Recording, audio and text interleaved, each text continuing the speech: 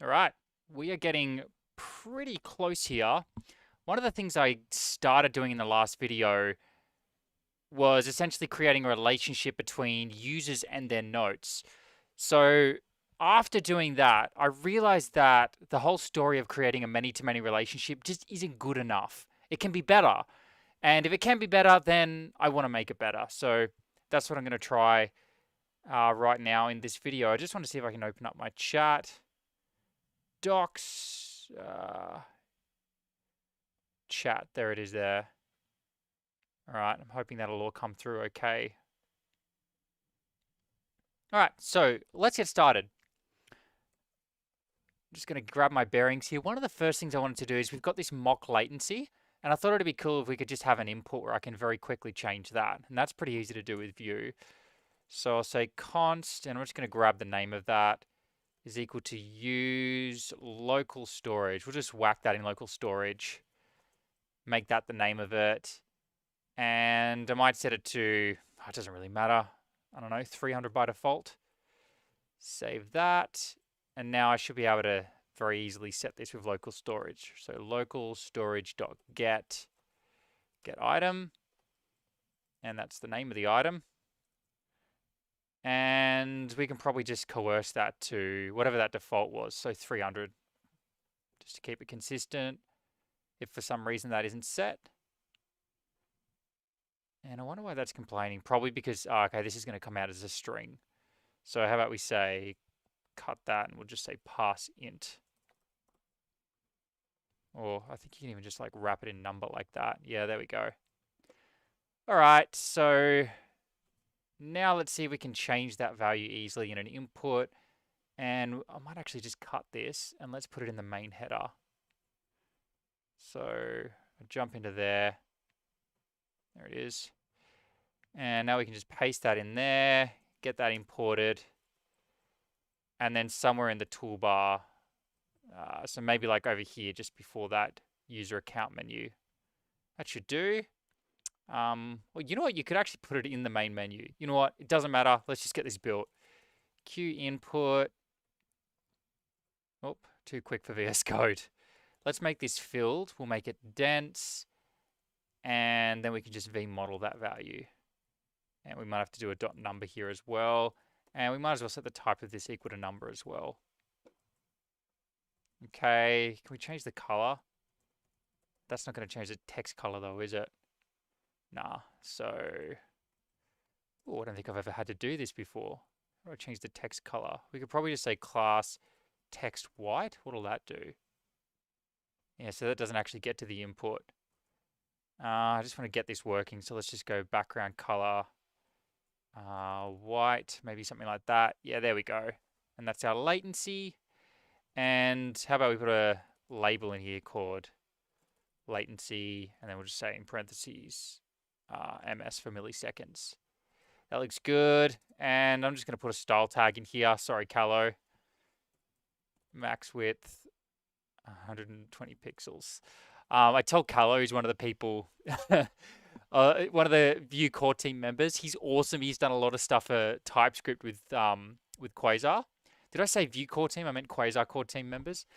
And I wrote an article recently, which is the definitive guide to getting started with Quasar. Like gives you a broad overview of Quasar, especially good for people that are new to the framework. So even if you know Vue and you've been using it for a while, you can get up and running very quickly with Quasar. But if you're new, then you can also get up and running quickly with Quasar. And I had an example there with a style tag. And I sent the article to him and said, hey, can you just give me some feedback on this? And he read it and brought up the whole style tag thing and did like a vomity face. So he does not like the use of style tags, which is fair enough. I actually use them quite a bit, mostly just for this, setting a max width. Sometimes for font size, I don't do that much anymore. But yeah, honestly, I don't mind these little one-liners with style tags. But if you don't like it, then don't do it. All right, so now we should be able to change this to something like 800, refresh the page. Now we've got an 800 millisecond delay. If I change that to 0 and refresh the page, yeah, that's all going to be pretty much instant. And if you really want to test your loading spinners, you just set that to 2000, and now you can see your loading spinners for a bit longer. So that's going to be helpful moving forward. All right, so let's get our bearings here. We have users, we have notes, and we want to be able to attach users to notes. I believe that was where we left off. So let me just close some of this stuff down. Oh, what did I change here? I can't remember. I think I put in make form. Is that still making the form? Let me just check. Yeah, it is. I'm sure that's fine. Yeah, so just getting our bearings. What did we have here? We have note user, so that connects a note to a user. And so what I'm going to do is, here we go. We've already got the belongs to many relationship, and we should have that on the user end as well. Okay, we don't. So let's go back to note user. Not note user, note. We're going to steal that code, jump over to note user, and then just whack that in there. And now I need to use my logical brain to do the inverse here. So instead of user, that should now be note. Note user. Instead of note ID, that should be user ID, and then that one should be note ID. I believe I've done that correctly. And, oop, I've gone into the wrong class. This shouldn't be note users. Yeah, this should be user. So let's get that imported. Get note imported. And just check that that all lines up. Yeah, so these should all be the opposite. Note user. So note ID, user ID, note ID. They're the opposite. And this one says users, so this one should say notes. And that's going to give us an array of notes. Cool. All right, I think that's all good to go. And then the big thing that I wanted to test here is now my many-to-many relationship with the batch updater, which should make it really ridiculously, ludicrously easy to attach many-to-many relationships. So fingers crossed that's all going to work okay. All right, so to do this, we want to be able to tap into, I might make all of these tables full width just so that's easier to see. What component are we on here? Lessons. So that would be the lessons page, manage lessons page. Okay. Yeah, we just want to set all of these to full width. So that's a row. I might just put a col 12 on all of these. It's a quick way to just get what I want. There we go. And yeah, so next up, inside of users, we might even put notes above users. So the first thing we'll do is add those notes. So let's cut this, put it up there, and we'll just add an example. Ooh. All right, so this might be an error that I've introduced. Add note for user.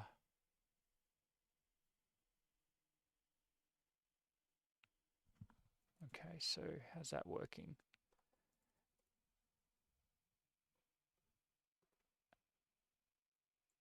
Okay, so the way that's currently working is it's trying to add a note for a specific user. Yeah, and there's currently no users. I'd say that's the problem. I was essentially trying, I think last time I did this stream, I was essentially trying to mimic somebody that was logged in. And so I was just grabbing the first user. So let's actually continue off of that line of thinking.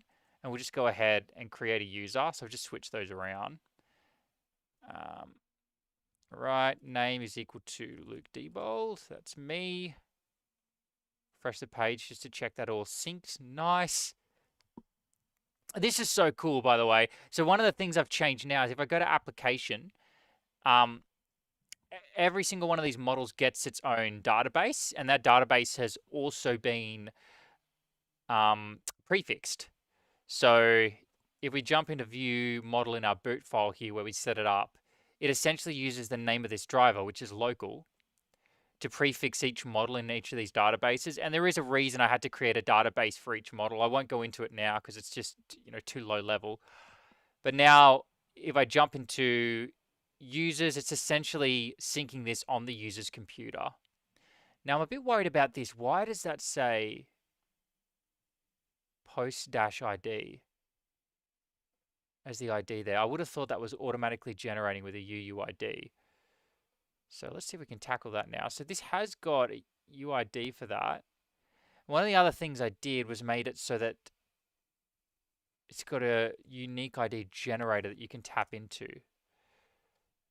So I believe this was in, yeah, the Pinu local storage implementation.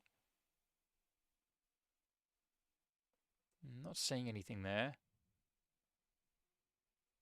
Oh, okay, I was testing things out. So here we're saying, hey, in order to make the ID, this is how you do it. And I was just testing that. So I hard coded it to post ID so that you can essentially create your own function for generating IDs. So let's go ahead and get rid of that, save it. And I'm just going to wipe the whole database here. We'll go to storage and I'll just go clear site data. Let's refresh the page and create a user. Luke Diebold. I'm going to set that back to maybe 150 milliseconds to mimic a slight delay. Yeah. And right, it looks like that's working. And now we can even check it in IndexedDB, which is, this kind of local database. And if we go to users, jump into that user, there we go. We can see that that ID is automatically generated for us. Okay. So now let's go ahead and add a note. And my goal here is to have two new columns, one on the users table where you can attach notes and one on the notes table where you can attach users. So that's the new thing I've implemented and I want to see if it's working well. This is a really frustrating, complicated thing to do when you don't have good tooling. And it's not necessarily complicated, but essentially you've got a user notes table, right? For a many-to-many relationship, you have to have a pivot table. But then you have to be able to say, okay, I have a drop down here of all of my notes. And when I select one of those notes, then I want to create a record in the user notes table. And it's just too complicated. So what I wanted to do was make it so that all we have to do is attach the ID of the thing. So attach the ID of the note, and then the composables automatically update that for you. So on the back end, it's going to automatically jump into the note users table for you and then create that relationship. Why have we got one there already?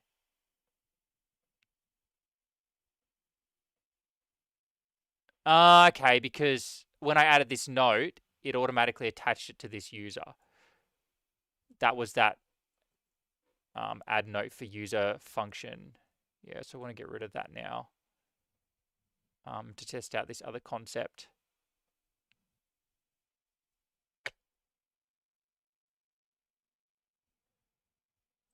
What's the best way to do this? Yeah, okay, so let's just go note model collection. We'll keep it simple dot create. Okay, and I'm just going to wipe that from the database and notes from the database. Give that a refresh. Okay, so let's just try adding another note. And this time it did not add it to that note users table, but it should have added it to the notes table, and it did. All right. So name, some note, the note body. There we go. Man, I love this. Okay, so the next thing we want to do is add that column, and I'll start with the notes table. So let's jump into the notes table, and we're going to do this using this model table component. So I don't even know how this is. Do we define the columns there? Yeah, we do. So under note columns, let's add another one. And this will be for the users. Label, user. And let's just see what that does. Okay, so that's showing up there now. It's treating it as a text input. I don't think I made this table very advanced yet. It's literally just a bunch of inputs. So let's go ahead and find that input. All right, yeah, so we're iterating over every one of them. and then just creating a queue input component. So I did a very naive implementation just to get this tested. So what we want to do is we want to find all the many-to-many relationships and then say, if this is a many-to-many relationship, then I want to show a select menu instead. But then we would also need a way to essentially fetch all of the users so that that list gets populated. So this isn't quite going to be as straightforward as I thought. And for that reason, we might actually try building this from scratch rather than using the model table. That's okay. So let's go ahead and do that. Man, why is VS Code doing this? Let's test this again. Q-table tab. All right, maybe it's me. Wouldn't be surprised. All right, so now we can just start adding everything in. The rows is equal to that dot records, and we don't have to do the dot value because that's being wrapped. And maybe I can actually steal some code from here. There's not really much to steal, to be honest. No, I might just grab how we do this part here. All right, so we'll close off the table data, we'll close off the table row, and we'll close off the template there. So this won't be a for loop anymore. We're just going to go through all of these individually. Okay, put a comment in there, save it so we get formatting. Yeah, okay, that looks pretty good. And now we'll go through all of those columns. So we got name, body, users, destroy. Name, body, users, destroy. Body, users, destroy. Okay, I like to keep these spaced out a little bit. And we already have the columns as well. So I can copy that and just paste that in there. And I think that would be it. We'll handle the create button in a moment. Be easy to rewrite that. Okay, so for the queue input, it's fun to do this again from scratch because it'll give me an idea of how I'm supposed to write all of this. And let me just get a reminder for myself. Yeah, so we can actually model that piece of data directly because the records here are actually the form. Yeah, it's coming.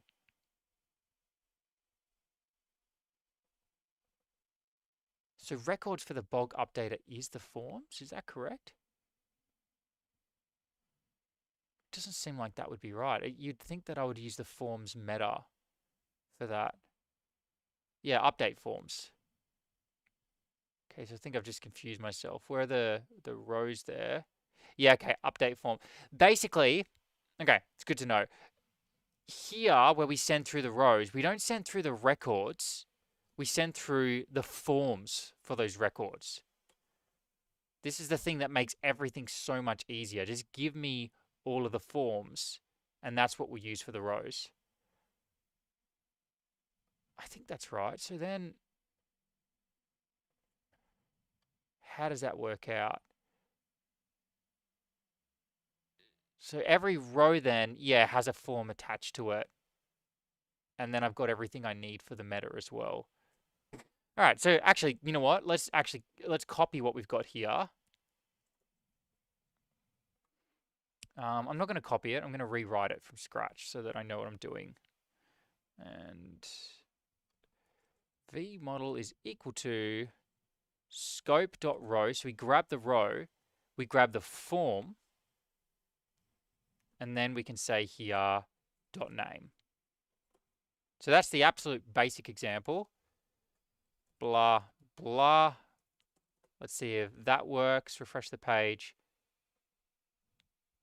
And it looks like it's not even showing up in the list there. Am I making the form as well?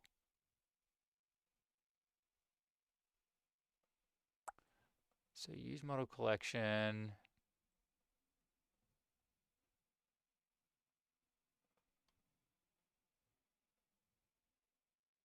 Okay, so the table itself used to be in charge of fetching those forms, which is why that's not populated. Yeah, so first we do an index.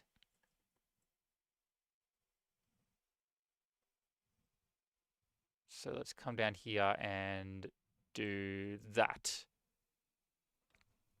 Yeah, because I do need to specifically call that index command. Or I think there's another thing we can do here to make it a bit easier and just say immediately make forms or something like that. So why aren't I getting typing there? No, it doesn't matter. Let's just try that. And there we go. Change, change. Refresh the page, and it's changed. Cool. All right, we're learning here. So the whole point being, all we have to do is model this, and then everything is handled for us behind the scenes. So even stuff like debouncing, which I think has been specified in the useModel collection, composable. Yeah, so we've got an auto update debouncer of 800 milliseconds there. I might even bring that down to something like, 300. All right. Cool. So now we can tell this to be filled and then dance. And I kind of just want to get on with it. So I'm going to close this out and just copy paste that down. Let's change that to type is equal to text area for the body. And then this is the body. There we go. And I've already got the other one copied. So this is where the magic's going to happen. That's what we're going to focus on for this video. And it'll be fun to rewrite this as well. So this will be flat, round, and icon equal to MDI delete, is it? Yeah, there's one. And then when you click on this, this code should be really, really simple. This is what I've been working hard for. Node model collection dot destroy. That's going to need an ID, isn't it? Yeah. And then for that, we can just say scope.row.id. Give me the ID of the current thing. I think that's right. Let's see if deleting it works. It does. I can't create a new one anymore because I don't have a button. So let's quickly just add that button in as well. Again, this is good revision. So template. And we can say here top right. And then just a Q button. And when you click on this button, we'll do functionality first, then I'll style it. Just go ahead and call create. Nice, that worked. Refresh the page. Looks like it's still working. And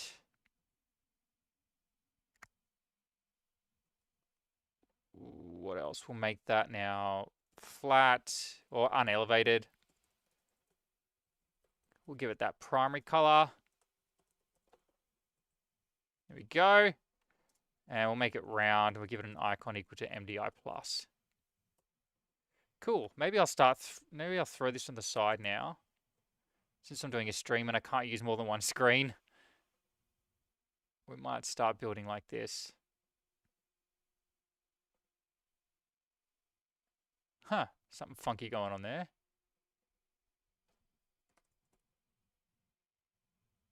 What on earth is that all about? I don't know, but that's something to look into. And now we want that user's drop-down menu. So, it took me way too long to get here. We don't need that anymore. I love that this is looking clean now. We don't need a note user creator anymore. So this is the pivot table, and the idea is we shouldn't need that pivot table anymore. All we should have to do is set the IDs on the notes table. I'll show you what that looks like in a second. If it's all working. Now I should be able to say const, let's set that to 0.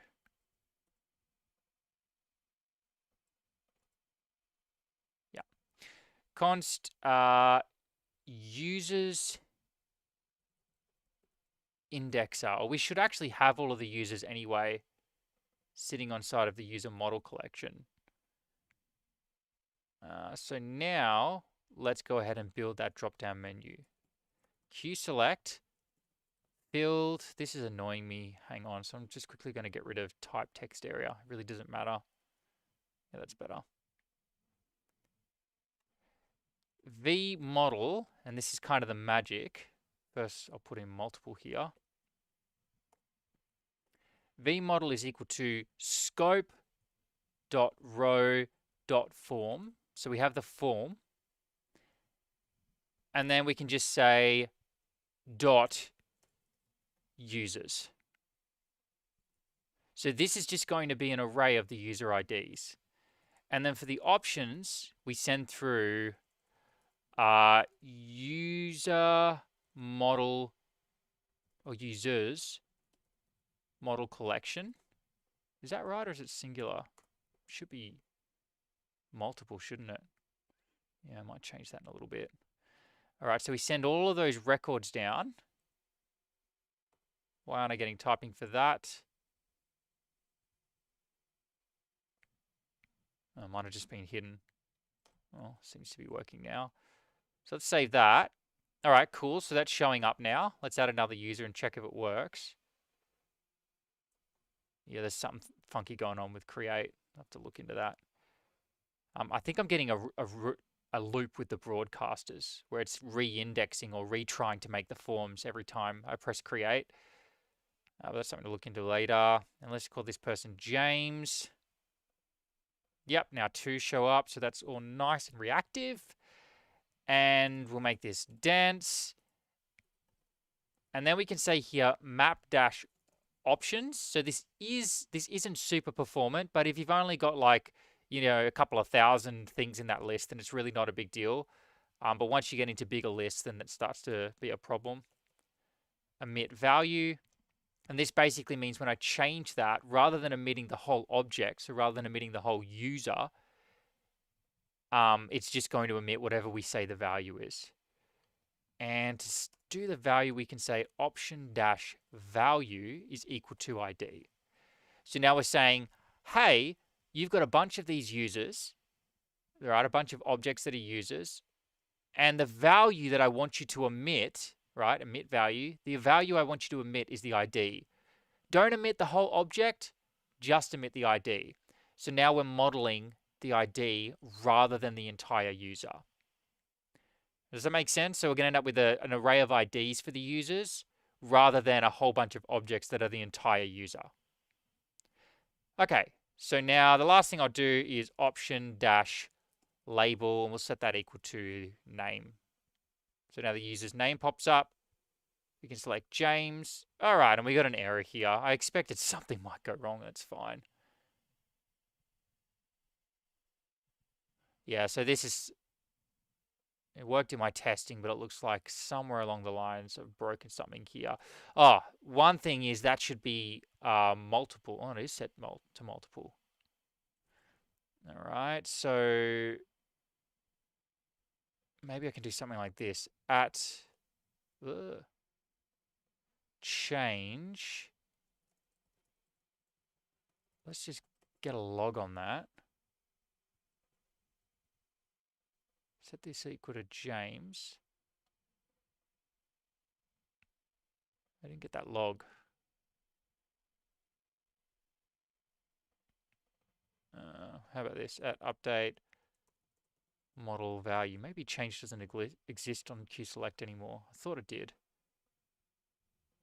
All right, so that looks right. It's just the ID. So the only problem now is that somewhere along the line, something's breaking in my package. This code was kind of complicated, so I'm not surprised something's gone wrong.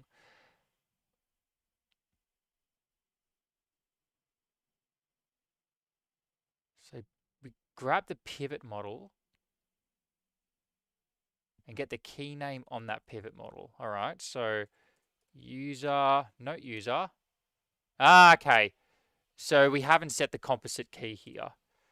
I see that's what's going wrong. Whenever you have a model like this that is a pivot model, it needs to have a composite key. So we say static primary key, and I'm going to set that equal to note ID first and then user ID. I think that might be the problem that I'm facing. That would be great if it is, because it means that I don't have to fix anything in the library.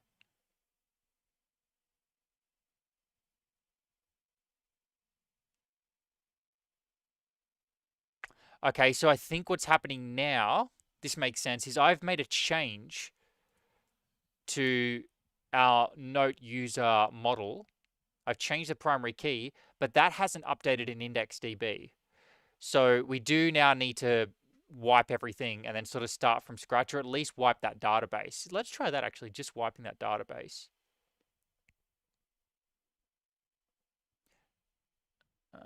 Delete database. And I wonder if there's something I can do to automatically fix that if there's any changes. I bet you there is something I can do. Oh, did that work? How cool is that? Oh my God, I can't believe this is actually working. That is insane. Oh man, I know this might not seem like much, but I can't even tell you guys what this means. It's because VueModel supports multiple backends, and this is a notoriously hard problem to solve. Having a many-to-many relationship and being able to easily sync it. So what this is doing is automatically discovering that relationship, automatically hitting the right endpoint to update that relationship. And so that's why it's able to stay in sync. So, man, this is really cool. And the code that we wrote for that, a lot of this is basically just fluff, right? At the end of the day, what we're actually doing here is we're just saying, model a bunch of user IDs. So whatever this ID is, make sure it syncs on the notes model. I mean, oh man, I wish I could better describe this. I bet you I can. So, you know what? Let's just add a title here. Oh, we don't even need template for this. We can just say title is equal to notes. So with many-to-many relationships, as I talked about before, we've got a pivot table in between here. We've got a note user table. That makes pivot to many-to-many relationships difficult to deal with, because when you're updating the relationship, what you're actually doing is you're creating a table, like a note users table, so that these two are related to each other, right? So if it's got a note ID of this first value and then a user ID of this first value, that user of Luke and then that note are then associated with each other. Okay, so that's how the relationship is formed. The problem is it's really difficult to model that and then do all of the requests that it requires to create that relationship. So you can't just fill out a form anymore, and you can't just have one object anymore and then press update and send that object. You have to then, well, it depends on your backend, because every backend is a little bit different for this. But you might, for example, need to do two requests. First, you have to update the form itself, so update the note. Then you have to do a sync request to sync all of these note/user relationships with each other. Okay, so what this is actually doing, if I select another one there, we go to application, note users table, it's basically updating this pivot table. So you can see we've got two values there, and if I remove one of those and then refresh this, it's now got one value. And so every time this doesn't update, it check. And by the way, not only is it doing that, it's also doing that and only checking for the updates that have actually occurred, because you don't want to change a value here and then have it update that row and then update that row and then update that row, and however many notes rows you've got. It still has to be smart enough to say, okay, we've got updates to this belongs to many relationship. We got an update to that, and therefore I want to create the updates there and insert it into the store. So that's the other thing that's going on here. I don't actually have Vue DevTools installed in this project. Maybe I should do that in a second. But it's also, so there's a few things that are happening here. First, it has to discover all of those IDs, because remember, we're only modeling one ID here. So it finds that ID, it finds all of the IDs that have been selected here. adds in the ID of the current note that you're on, syncs that, gets the response, detaches all of the notes on the many-to-many table, right? In Pina, in your Pina store, because if you think about it, that's actually kind of a complicated thing in itself. You then, what a lot of people do is they wipe the all of these values from the store, and then they have to inject and basically reinsert the new values. So then this basically intelligently deletes the ones that need to be deleted and then attaches the ones that need to be attached, okay? That's not as straightforward as one might think. It's not difficult, but it's just more code that has to be written. This is a complicated problem. And so that's why I really wanted to solve it, because I often don't solve this problem properly because it's complicated. So anyway, we got that working now. Man, that is really exciting to me. And now let's see if we can do the inverse of this and see if it all stays in sync when we add it to the users table. So how about we just copy this whole concept here.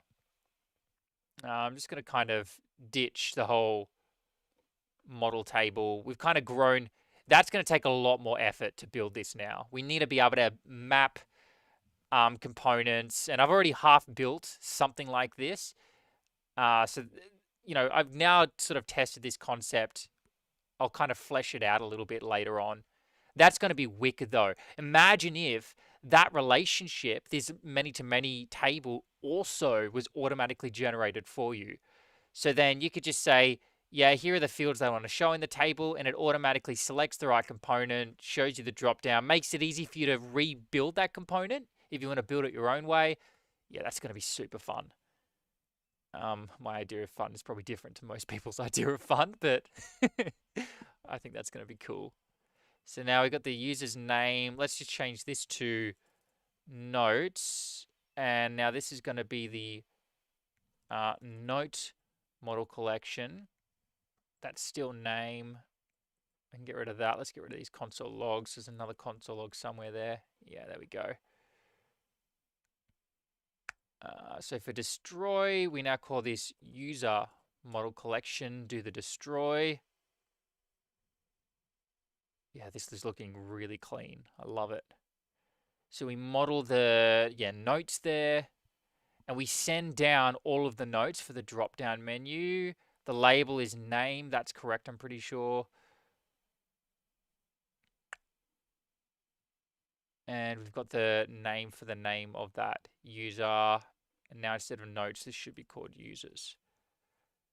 And we don't need the body for this one. Oh, so the columns, that should be user columns. And now user columns, if we control click into that, should be name, and it should be notes. Let's give that another refresh. Holy crap, that was so easy. So let's jump into notes. What is used to identify that note? Do a refresh here. Yeah, okay, we haven't actually named them. That's why it's not showing up. So name is first, and then let's call this one second. Whoops, we got to make sure we're modeling the right thing here as well. This should be user, and then when you do a click on that, it should say user create. I think we're getting there. Did I delete all the users? I don't remember doing that.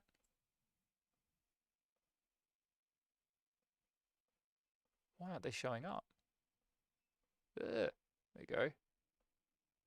Okay, because we're not using this component anymore, which is automatically doing the fetch for us. So we just need to do that manually now for users. User model collection. Okay, they all come through. This is insane. So now we can select, so mate, let's associate both with both. The problem is this should now be updating as well, but it's not.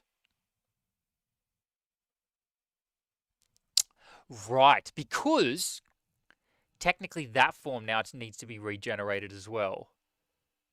So this form, so let's write the code for that, and then I can think about how I would actually need to build this, because we now have a syncing problem where this updates and it updates it in the store, but this list of IDs is in the form. So that form also needs to be remade. So what this now needs to do is so this composable, the batch update composable, needs to listen for changes on the pivot table.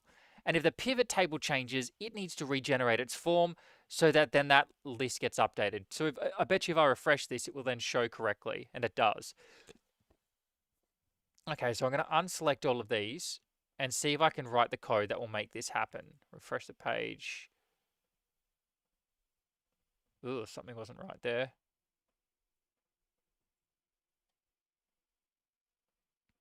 What is going on here? Oh, I'm not waiting long enough because we've got a few milliseconds on that. Oh, no. Huh. There might just be a problem with the code there. Whoops. Let's do a refresh on this. Unselect that. Refresh. Yeah, so it looks like that is not getting triggered for some reason. It's all right. I'll manually delete it for now, and I'll focus on that problem later. Okay, I don't know if my chat is working on OBS, so I'm just going to quickly open up YouTube Studio. Manage streams. Let's jump in there. Just in case people have been chatting. Cool. All right, I got that opened up.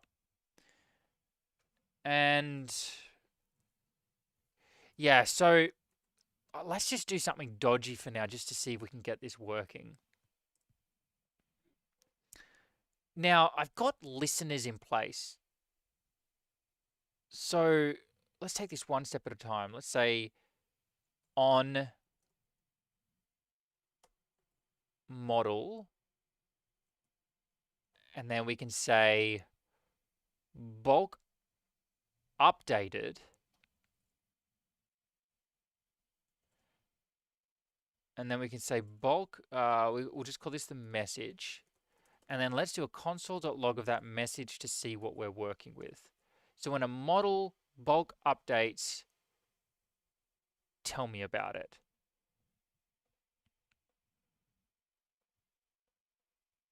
Okay. We can see that bulk updated.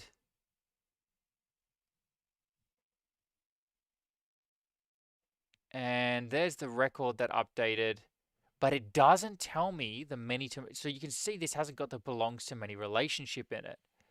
So that is an error. I need to open up Obsidian and say, when syncing, what specifically is happening here? Yeah.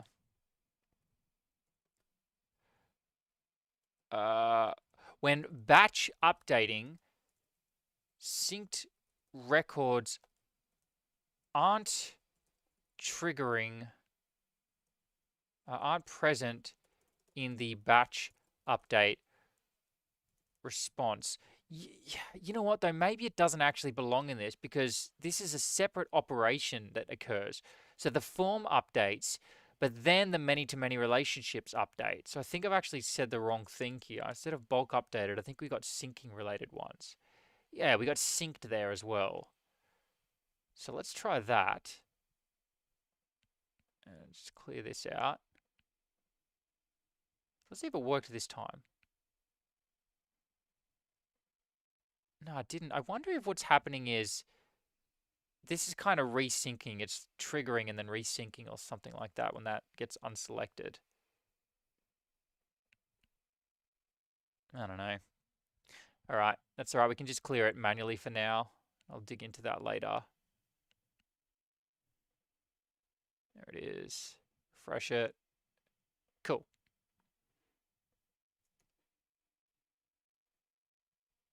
Okay.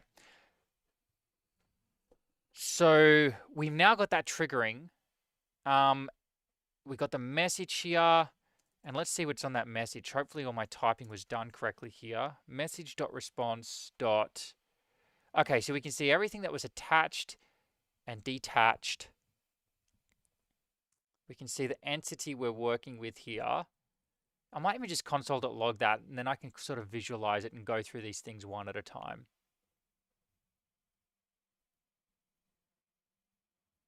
All right, that didn't seem to go. Maybe this isn't firing. I thought we just tested it though. We did, didn't we?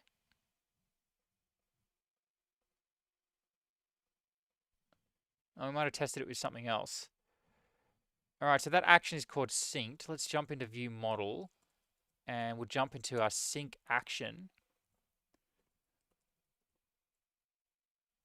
So when this is done syncing, we have this message that goes off. The synced channel, which is VueModel driver key synced. Yeah, so that's spelled correctly. All right, so that's kind of strange. Let's see if just our other update events are working. We'll say, yeah, okay, so let's come down here and do another one. We'll say on model bulk updated. And I'll just put in a little string there just to let me know what each of these is. Okay. So we make a change there, that gets triggered. Okay, so it is triggering the bulk update, but those sync operations are just not triggering. So let's see if I've written something wrong here. Bulk update. Okay. So say VueModel driver key and then the name of the, yeah, that all looks good to me. On the broadcasting channel. We got the driver key here.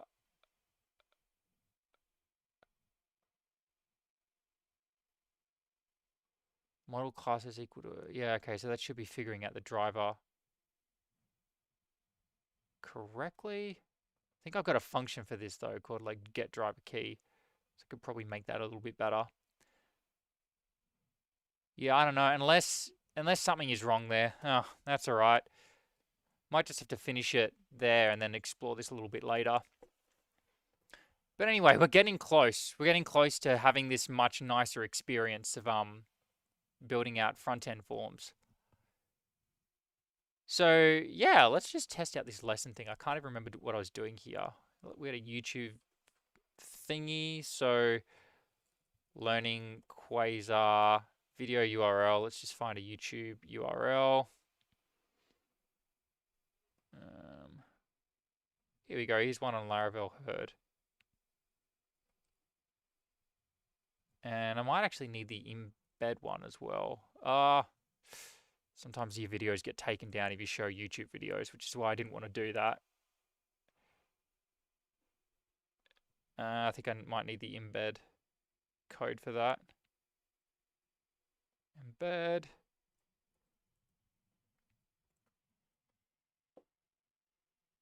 Which is kind of frustrating. So that's something that I could definitely change. Oh gosh, Butterfingers. There we go. Let's try that one.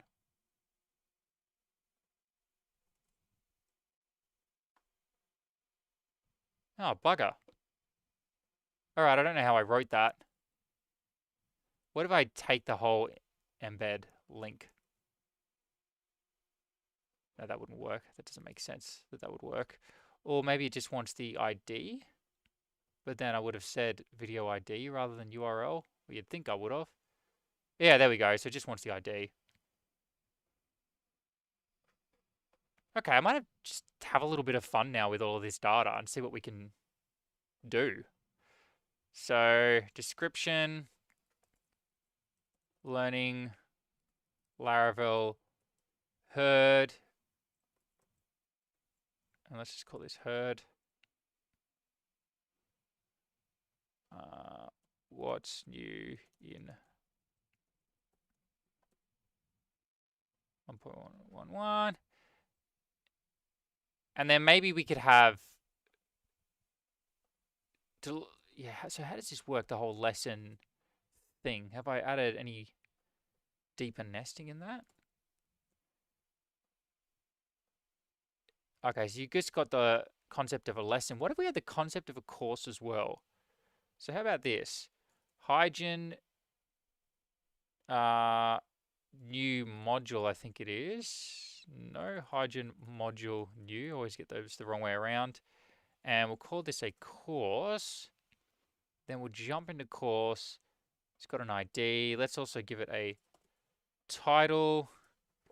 And then we'll give it a description. Make them both a string. And then we can do a relationship as well. And then we can say this has many, which we pull from Pina ORM decorators. What has it got many of? It's got many lessons. How does it find that? Via the course ID. So let's do a split there. And then we can do here belongs to. Whoop, belongs to. Make sure I pull it out of decorators. And that belongs to a course. And it finds that course via the course ID. So now we add in here course underscore ID. I'm going to get rid of a lot of these nulls. And I'll keep them because they can be null when you're filling them out. Yeah, add them here as well. Okay, so then you got course ID. And we have to go the extra mile here and say declare lessons, which is going to be an array of lessons. Cool. Course ID, declare course, and that's going to be course or null. Might be a course, might be null. All right, so let's see how we would do this. This is cool because it gives us an idea of doing another type of relationship, and it gives me the chance to add another table in there. So I'm going to copy all of this code here.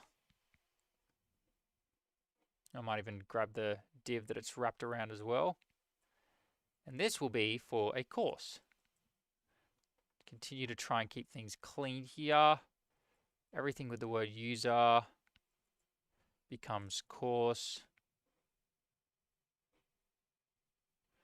And now we can add in here a course model collection. There we go, get that imported. And let's go ahead and do an index on that.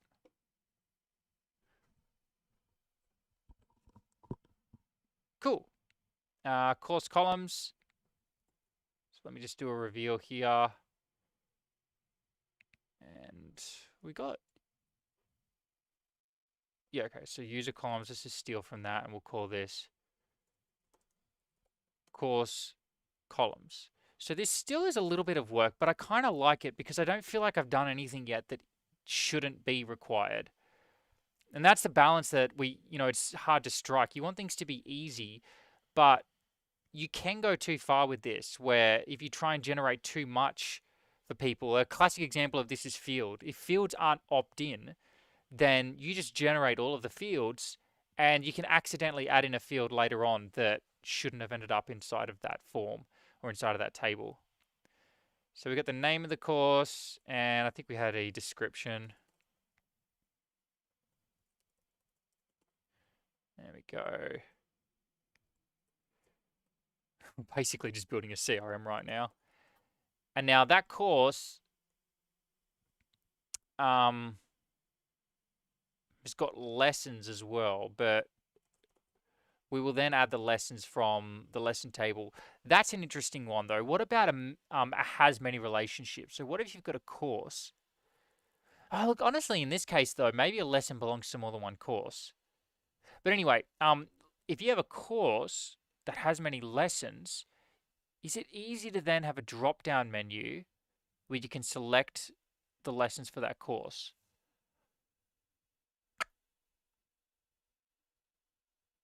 Yeah, currently not really.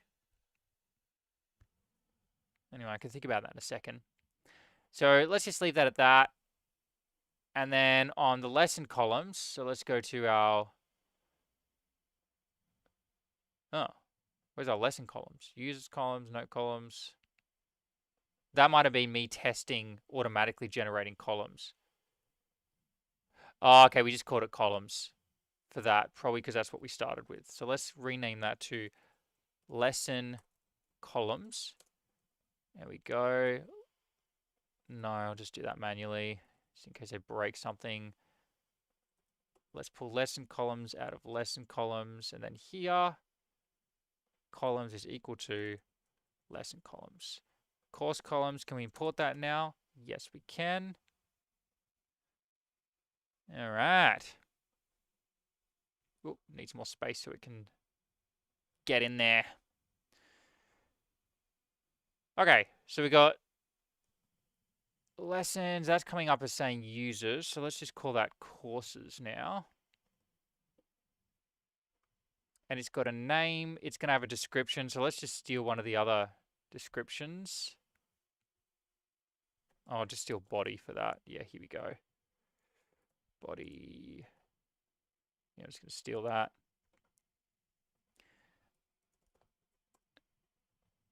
Okay, so we got name of the course instead of notes.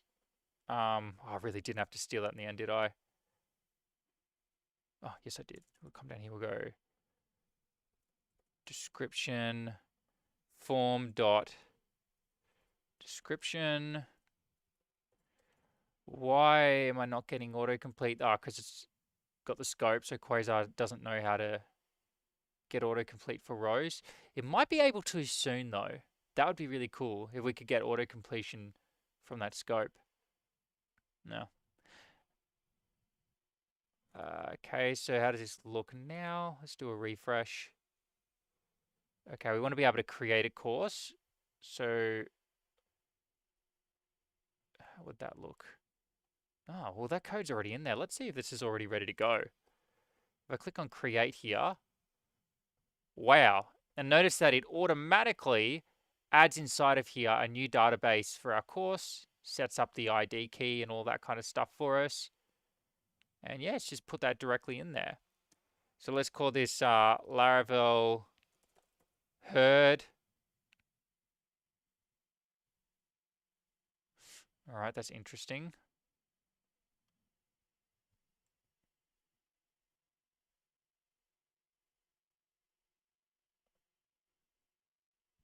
Right, so the problem is that database didn't exist yet when that composable was first created, which I think is... No, that's a silly theory. Maybe it's trying to update something that doesn't exist. So let's jump into course.ts. Okay, so course is a title, not a name. So we need a more useful error there. Okay, so Obsidian, let's come up here and in bulk update, more useful error when field doesn't exist.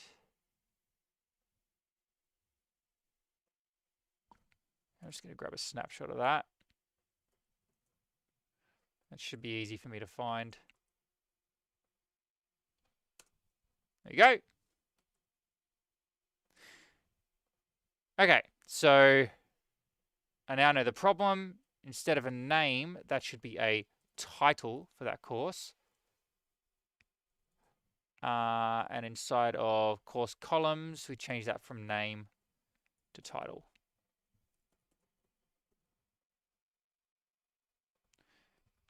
Okay, Laravel herd. Let's try that. Looks like it worked. Refresh the page. It did work. Description, a great course. Right, refresh the page, still works. Now, we want to be able to attach lessons to courses. So how about we switch these two around so they make more sense in terms of their order. Come to the bottom there and whack that down there. So courses are at the top, and the idea is you'll put in your courses and then you can attach your lessons to those courses. And the lesson is going to have to follow the same paradigm as all these other ones as well now, because it's got this drop down menu. I need to do something more custom, so we're just going to have to strip this out. So as you can see, it would be nice to have, you know, a component that does a lot of this for us behind the scenes. And now instead of courses, this is called lessons, and we have to jump in here and change anything course related and name it lesson instead. Okay. Now it's got its lesson columns, which are title, video ID, description, and destroy. So we've got title. This needs to be video ID. Video ID. And get rid of that and change it to description. A lot of little bits and pieces. That's all fine. Okay, but now that's not showing up. So why would that not be showing up? Lesson columns. Okay, so this, again, that index is not automatically being called on that anymore. And maybe we make it by default so that it does index, because you would almost never not want to index. So maybe we make that opt out at this point. So for now, I could sort of hard code it and just say, yeah, on the bulk updater, we can say immediately make forms and just set that equal to true. And then you can make it so that, you know what, let's just do that now. So we can add an option here. Options, immediately make forms. And then we'll set that equal to Boolean. That should actually be maybe ref or getter, which is a Boolean. And options should also be optional. Then we send through here options dot immediately make forms if it exists.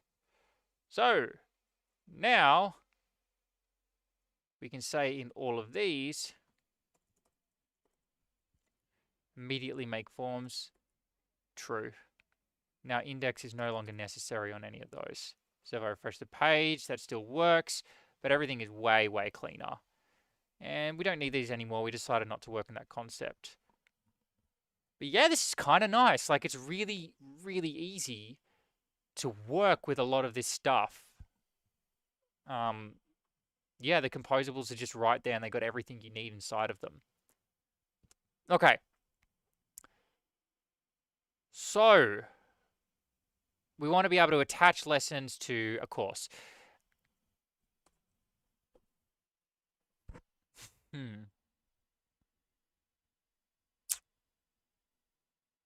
So this will need a drop-down menu of all the courses. Let's just start with that. We'll keep things simple to begin with.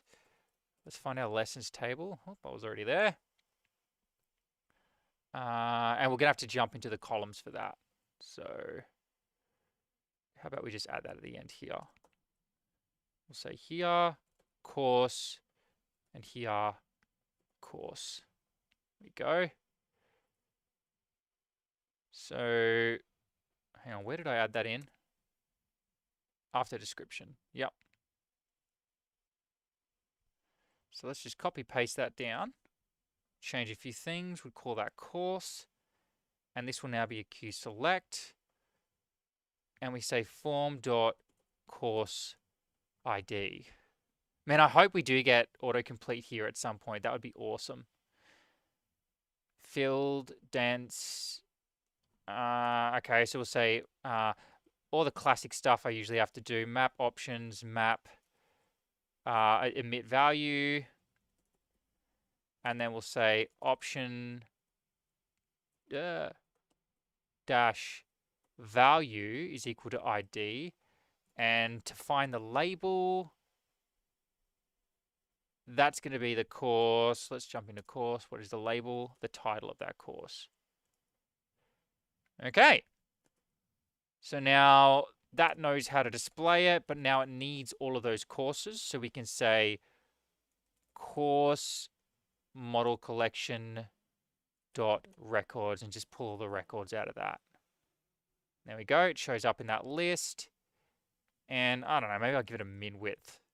There I go again with my style tag. Oh, shock horror. I think you can actually say max width because it's already got one by default. So if I set that equal to like 150, oh sorry, no, not max, min width, 150. And yeah, it doesn't actually need a label. So I can come in here and then select the course that belongs to. Let's refresh the page to check if that's syncing all right. Ugh, and it's not.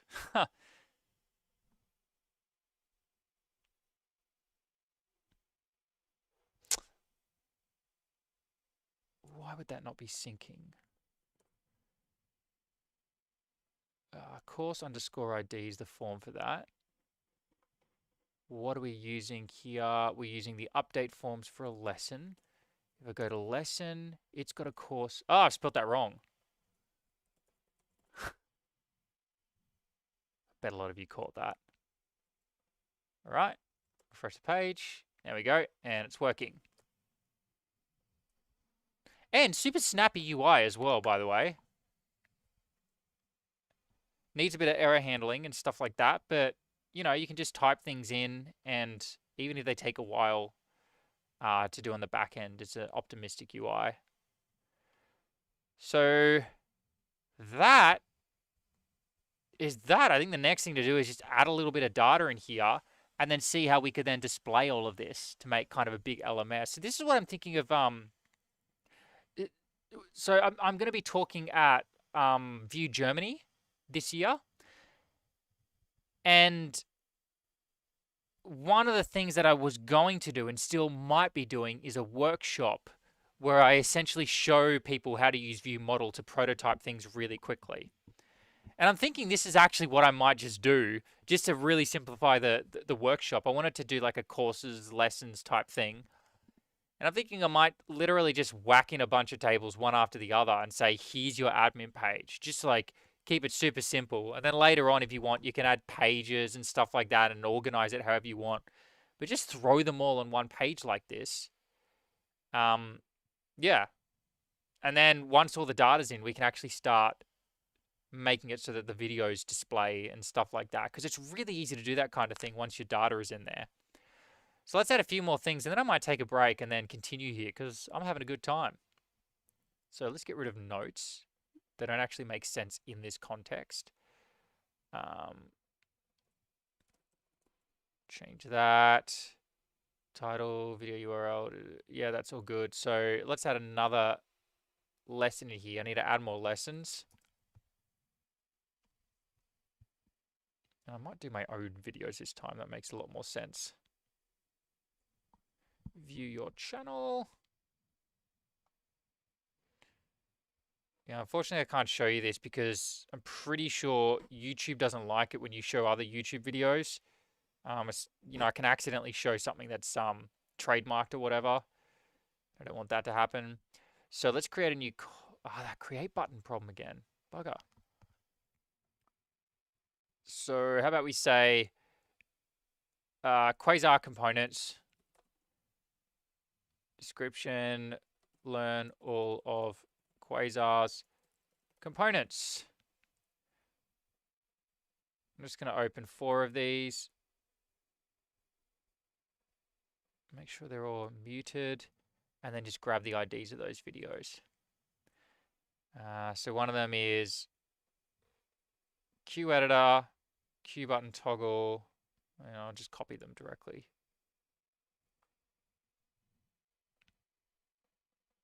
We'll add a few of them. Q editor. Q button toggle. Q checkbox. And Q date. Right, now we put some IDs in there. This is the boring part.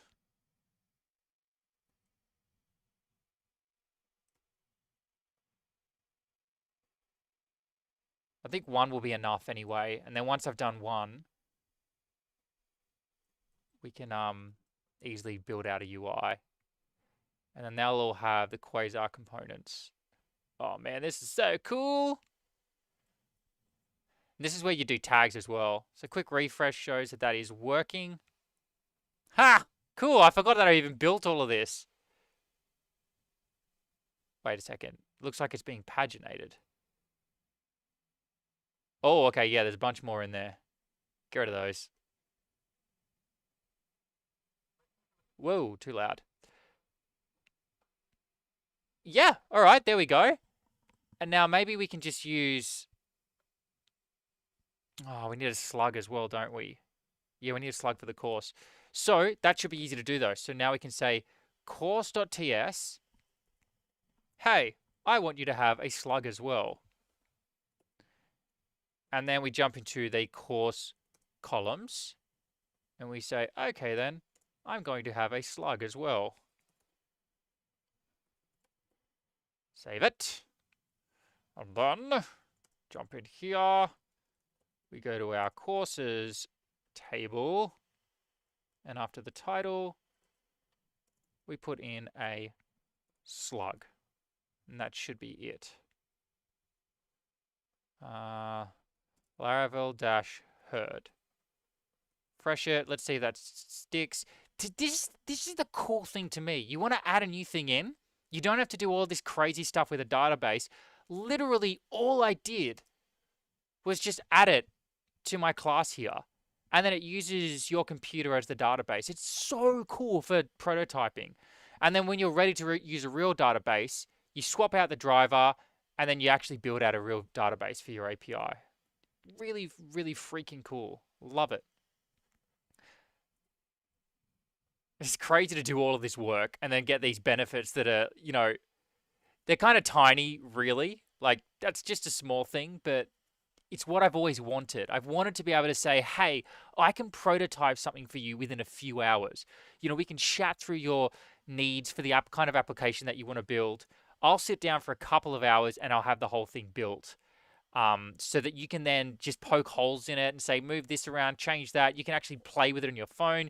You can play with it on a desktop computer. And then when we're both happy with it and you're like, yep, that's what I want you to build for me, I want to be able to say, don't even pay me until we're actually going to build something. Like, how cool would it be to have that kind of confidence to say, look, I'm going to be picky with my clients, but, you know, we might go through 10 or 20 clients in a week where we say, what do you want me to build? What do you want me to build? What do you want me to build? And you build and you iterate with all of these different clients. And then, you know, together you figure out which ones actually make sense. You go, okay, you, and you, I think would be really good clients for me. This is how much I want to charge.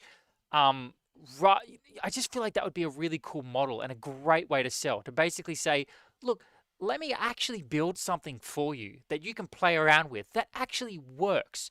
We don't need to build a database or anything like that. You can just use your computer as the database. You know, that's kind of the big selling point here. And then when you say, you know what? Okay, I'm happy now. This is a great idea. I don't need to rebuild any of this. All we have to do is build out the back end and then swap out the driver. And instead of using local storage as the driver, or sorry, IndexedDB is actually what we're using.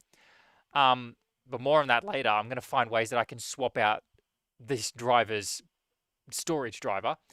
But yeah, then you just say, all right, we're going to swap this out now for something like Laravel or Strappy. For me, it would be Laravel. And then I just build out the backend with Laravel, which is really easy to do because I already know exactly what the database is going to look like. I literally know exactly what it'll look like because the answers to all those questions are right here. We have a has many relationship. We got a slug description and title, their strings, blah, blah, blah. Like, there's a little bit of extra stuff to do to validate the requests and make sure everything works really well. But, you know, for the most part, it's just so simple from that point onwards.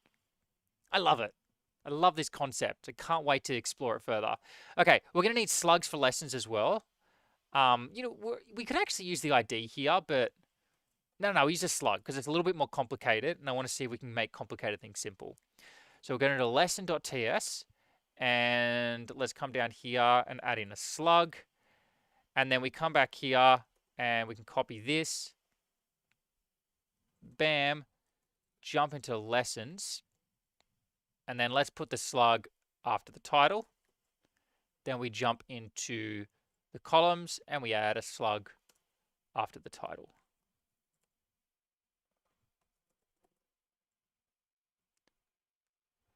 Bam, bam, bam. And then we can say Q-editor as a slug for that. Q-button-toggle. Q-checkbox. Heard. Q-date. And we're done. Quick refresh to check it works, and it does.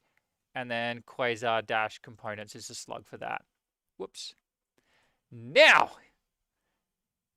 let's create the page for a course and have a look at how this might end up being built. It'll probably end up needing its own layout as well. So let's come in here, and I can use Quasar's layout builder actually. So quasar.dev. Oh, you know what? It's not going to be very different to what we've already got here. So I'm just going to copy the main layout there, and we'll call this the course layout. Main draw. I'm just going to get rid of everything inside of there. Yeah, I'll do all this myself from scratch. So I like having it like this, where everything's broken up into its own components. So we got the header. We might actually keep that toolbar. That'll be handy.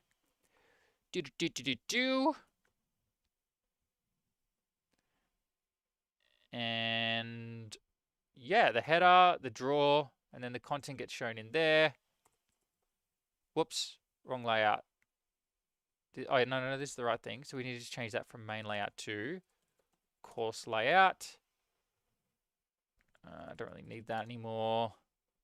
Main draw, header. Header doesn't need any of this anymore.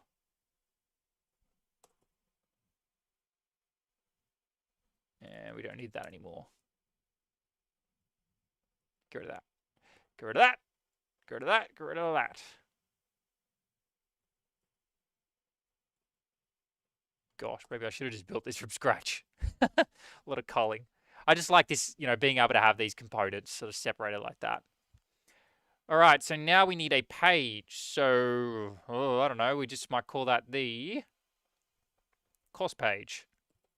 Course page. Or maybe even lesson page. Lesson page. Because you can imagine a course page might actually be something a bit different. Lesson page, .view, whacking a template, Q-page, working, question mark. And then we can add some routes for this. So I'm just going to do this directly in router. Sometimes I do this in a more fancy pants way, but this will be fine for now. Just going to copy that. Paste that in there. Change this from main layout to course layout. Now first we need the name of the course / course slug. And then for the children, we will then have /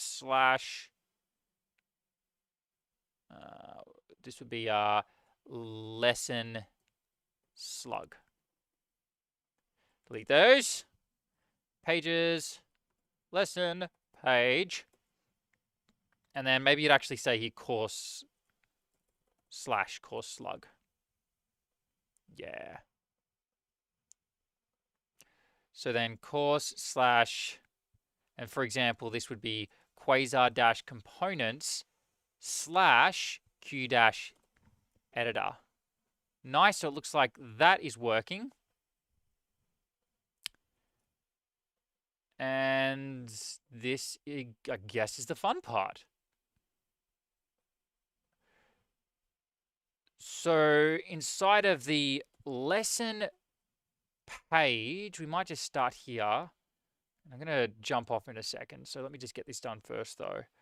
We can say const props is equal to define props. And inside of here, I expect to get... What did I call that? I expect to get the lesson slug. Lesson slug. That'll be a string. And let's just whack that in here.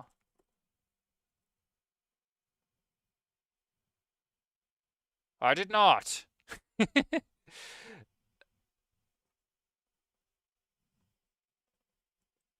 have I done wrong there? Oh, you got to tell it to send down the props. Ha! Props, true. Save it. And I might need to add it up there as well, so I might as well do that for now. Cool. Now I've got the slug. I can now say const lesson lesson finder. No, you would actually need an indexer for this. Lessons indexer is equal to use indexer. We send through the lesson, and then we just add some filters in here, and we say, yo, I want the lesson where the, or by the way, we'll make this a computed, a getter, and I can just do control space here, where the slug of that lesson is equal to props.lesson slug. Why didn't I like that?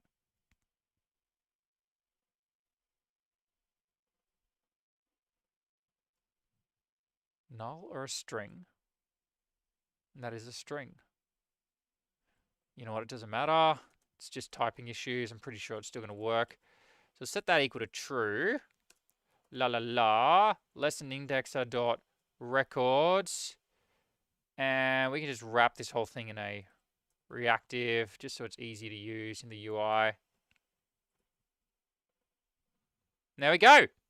There's that lesson. Whatcha! And then we can say const lesson is equal to computed lessons indexer dot records, and we're just going to grab the first one off of there. We'll do a question mark dot just in case it doesn't exist and make sure that's returned. So now we can come up here, and I'm going to do this in a pre-tag so it displays nicely. And there's our lesson. Cha-cha-cha! But we actually want to get all the lessons because this is going to show the course, and then in the left menu you would show all the lessons inside of there. So in that case, it might actually make more sense to jump into the what do you call it? The header here, or into the main layout. Manage lessons. Ooh, had my brain die out on me. Yeah, so we'll jump into the course layout here. We might actually use a Pina store at this point. Let's just do an inline for now. No, we'll do it in its own component. So let's just call this like, I don't know, course, view course store. I don't know, use course,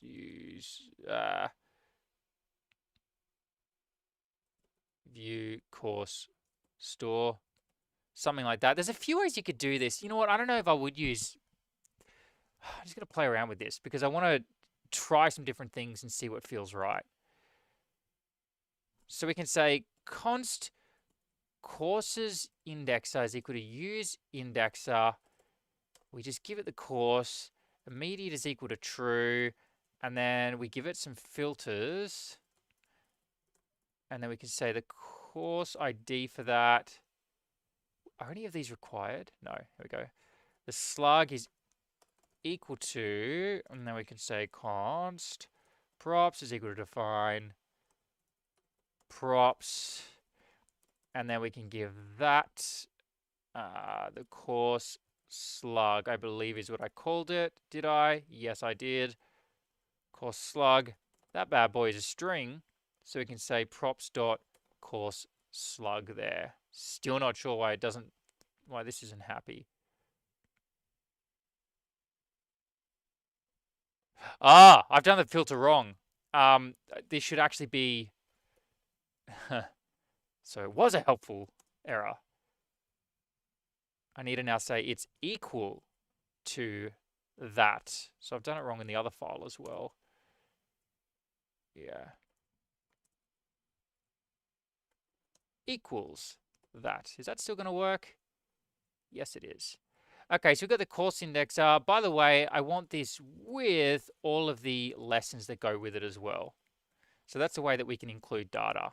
And I use object syntax rather than string syntax because it means that we get better typing. So you might often see it look like this, and I think this actually does work. Yeah, I did actually implement that, but I want the typing.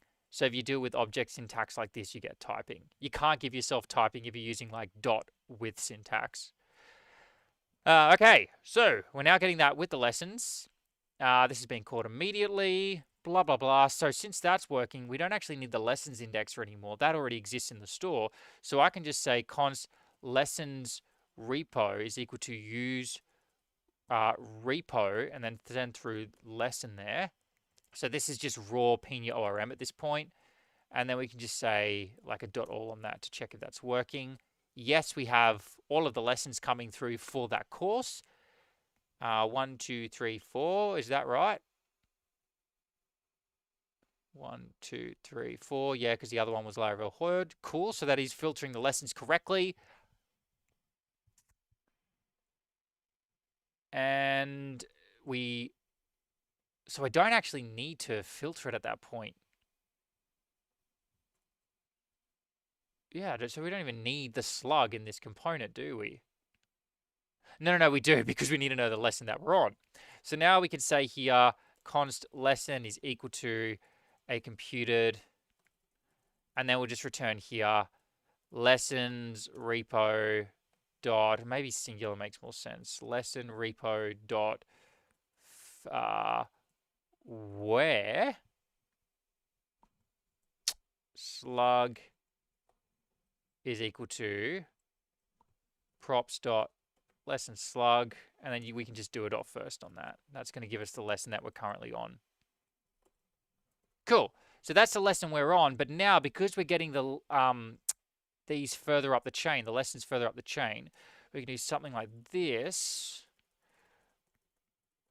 And then we could just do return course indexer records dot value dot. I shouldn't have to do dot value. We wrap this in a reactive like that. Records. So we can get the first one, okay, because we're filtering it by the slug. So we could say course here. I always like to do this, just create computeds down rather than doing one computed. Dot records, and we'll just grab the first one there, question mark dot, just in case it doesn't exist. And then lessons, we can just say, hey, give me my course dot value dot lessons. Okay, so now we should have access to our lessons inside of here. Can I just whack it into a pre-tag there? Will that work? Yeah, there they are. So at this level, we have the lessons. You know what? I'm just going to crack open the main drawer. Should we send it down? Yeah, it's not that much drilling, so I'll just do it like this. Okay, and then we can say define props.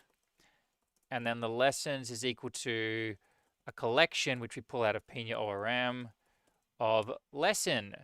So now let's see if that works by chucking that inside of the drawer. We can't see the drawer because we don't have that button. Okay, let's jump into main layout, steal some of the code there. Looks like I deleted a little too much stuff. Okay, we got show drawer.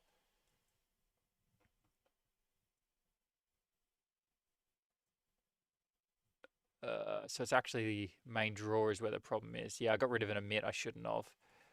And we'll do that there. Get that imported. Uh-oh, Lugu's broken something. Lugu's broken something. Can't read properties of undefined reading lessons. Okay.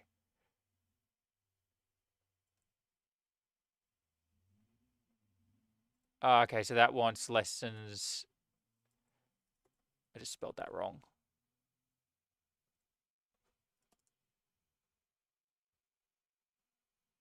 And this needs to be, that needs to be optional as well. Now what? Course layout. Because the course wasn't found yet. Needed some optional chaining there. Surprised that TypeScript didn't pick up on that. Huh. Yeah, that should be, TypeScript should have picked up on that.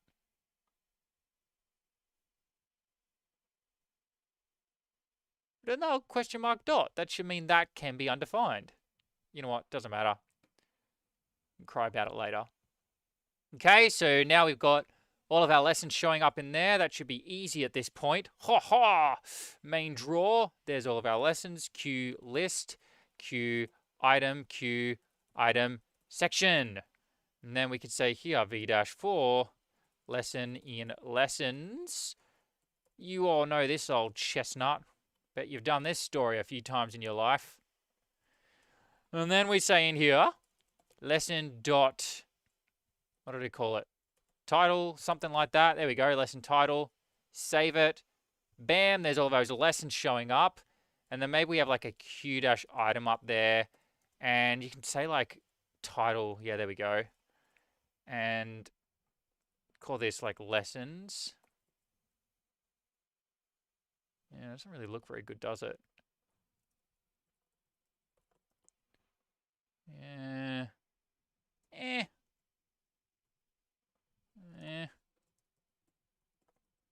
Maybe we do a label in there. And header on that. Yeah, but then what's with the padding in there? Maybe we take the item out. Yeah, that looks a bit better. Lessons. Doesn't look great, but it looks good enough. Now we need to make these look better. We need to make them links for starters. So 2. We need our routes to be named. So let's jump into our routes. I'd just rather find things by their name.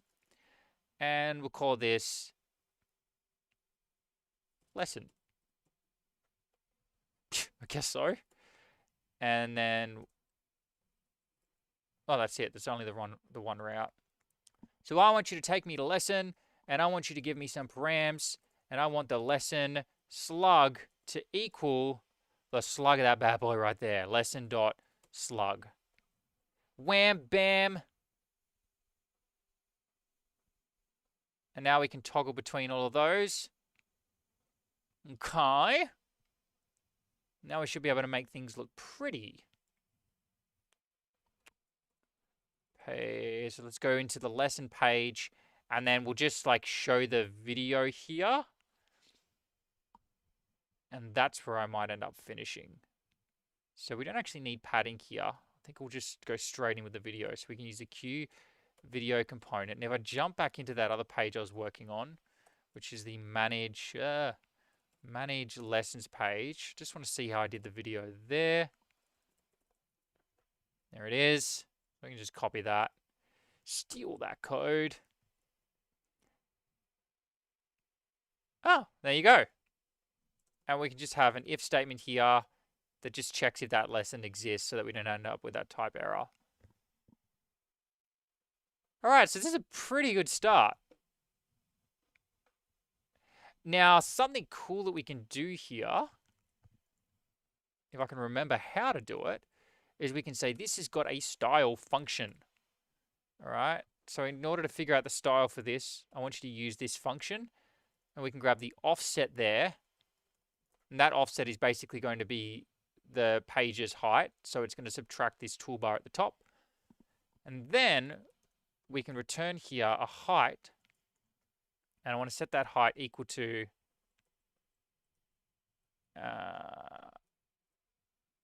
we'll do a calculation of 100 view height minus the offset in pixels.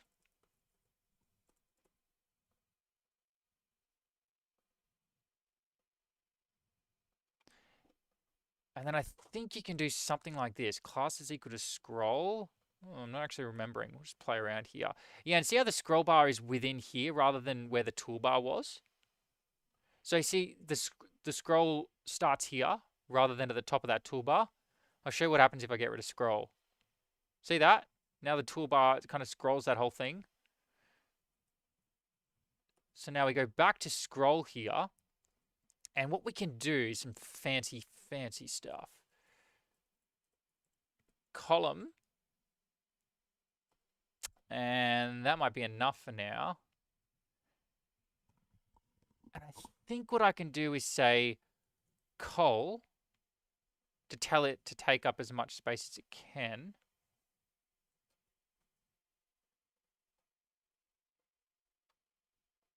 But let's try doing that without column. Basically, I want to minimize. I don't want to give the video all of that space. So that video should shrink to fit that area.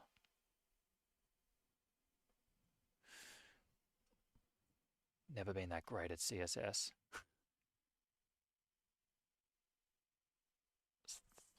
I think we can do something like this.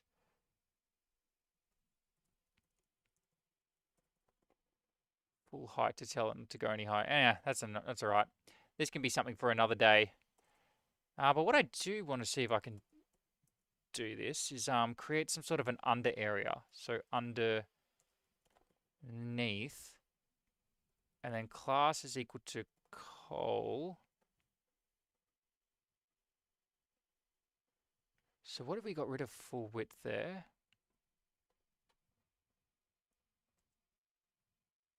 Yeah, this really isn't behaving like I thought it would, because I creates the space when it's smaller. Anyway, that's for later. So that'll do for now. We've now got it set up so that you can easily sort of select different videos in the menu there. And it's pretty snappy. And we got a page where you can go ahead and add your courses. So, what was it called? Like, I can't even remember. Let's go back a bit. Back. Lessons. All right. So the lessons page is where you can go and do all of that.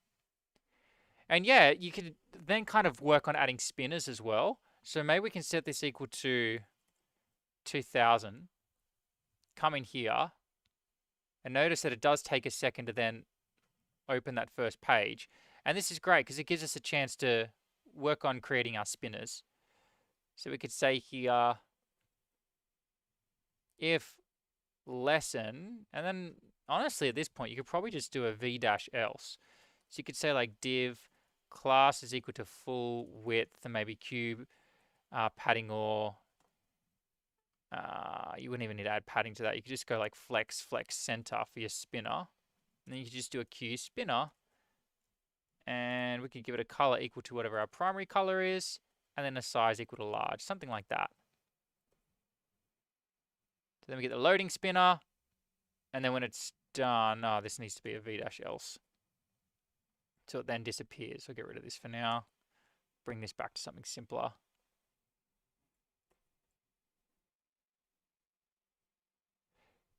Yeah, we refresh the page, we get the spinner. And if we get rid of that wrapping, it might mean, yeah, I want this to be centered. So maybe we can use the centering for that. So like flex center. We get the spinner. And the video doesn't show up. Okay, so flex center is probably messing with this. So we said col there, which means take up all the horizontal, vertical space. Yeah, I wonder why that's not showing up. Something to do with this ratio component. I'll have to look into that. Anyway.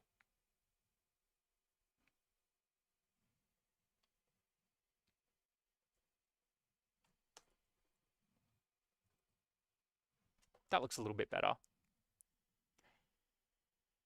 What if we do that? What if I put that in a div. I say class is equal to col.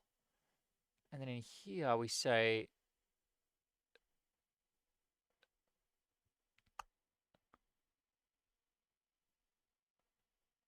we put the v-else in there. And then we give this its own flex center. So that all gets centered correctly. Okay, now this needs to take up the full width so that that video shows.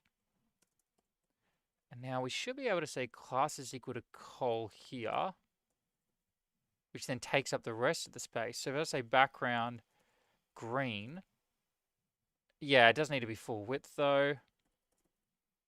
Yeah, cool. So now we've got like an area where we can do additional things, because my vision for this was then to have something like this. Q-tabs, Q-tab, and this could be like a name equal to comments. This is what I reckon I would want. Comments, and maybe we do no caps on that. And then we can add a few other sections as well. So comments, and then you would have like resources for this video. And the other thing I wanted was, what was it? Notes, that's right. So you can write notes in the video. Yeah, and can I add color to this? Yes, well, you could just give it a class. Of course I can. Class is equal to, maybe just like a background yellow, I don't know, 7? And like a text, text white won't really work on that, will it? Because it's yellow. I'll make that a 10. I don't know, you just choose a different color. I mean, background, I don't know, indigo 8, something like that. Yeah, and then we could have something different for all of these. So resources could be like green, or maybe like a dark green. That'd be schmancy. And for notes, that's the one that would actually be yellow. Background, yellow 8. And then maybe you just take a bit of an edge off the whiteness by saying gray, or maybe like a blue gray. Would that work? With 9, maybe? Bring it down a bit. Ooh. You can see I'm not a designer. Yeah, that just doesn't work. Unless you make it like, you put 11 on that and you put this to a 9. Yeah. Alright, that actually isn't terrible. It's bad, but it's not, you know what, it's too bad. I'm sorry, I know this is going on and on. Make it more like a goldy. Yeah, that's alright, we'll just make it more orangey. That's fine. I thought dark green. Maybe it's like deep green. Nope. Alright. Let's use green. And then we can make the indicator a different color. I'm actually totally changing my mind. I think all these colors just don't work. Keep it simple. Yeah, that's totally fine. But then maybe you make it like, I think what I like to do is something like this. You can say, oops, wrong spot. Active background color is primary, and then you could just say active color is equal to white, maybe? Yeah, and then maybe you change like the indicator color to something like maybe a blue, gray, 10. 10's too dark, 8. Just blue, gray. Yeah. I don't love it, but that'll do.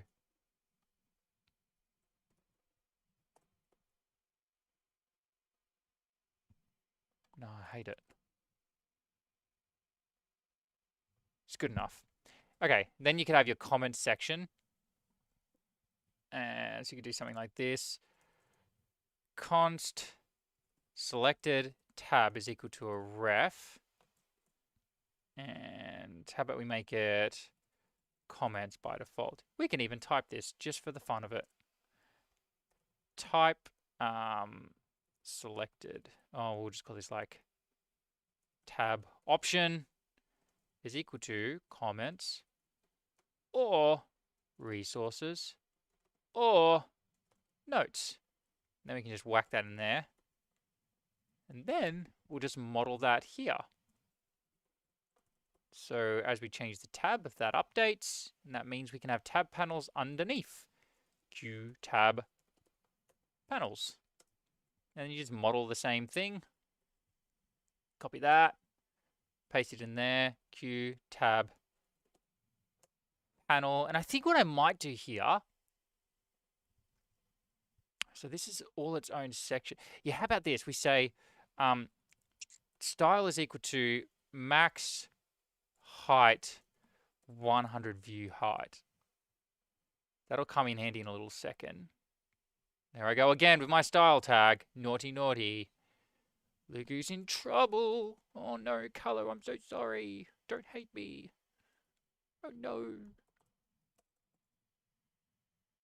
Good morning. Oh, it's Noogie. How you doing?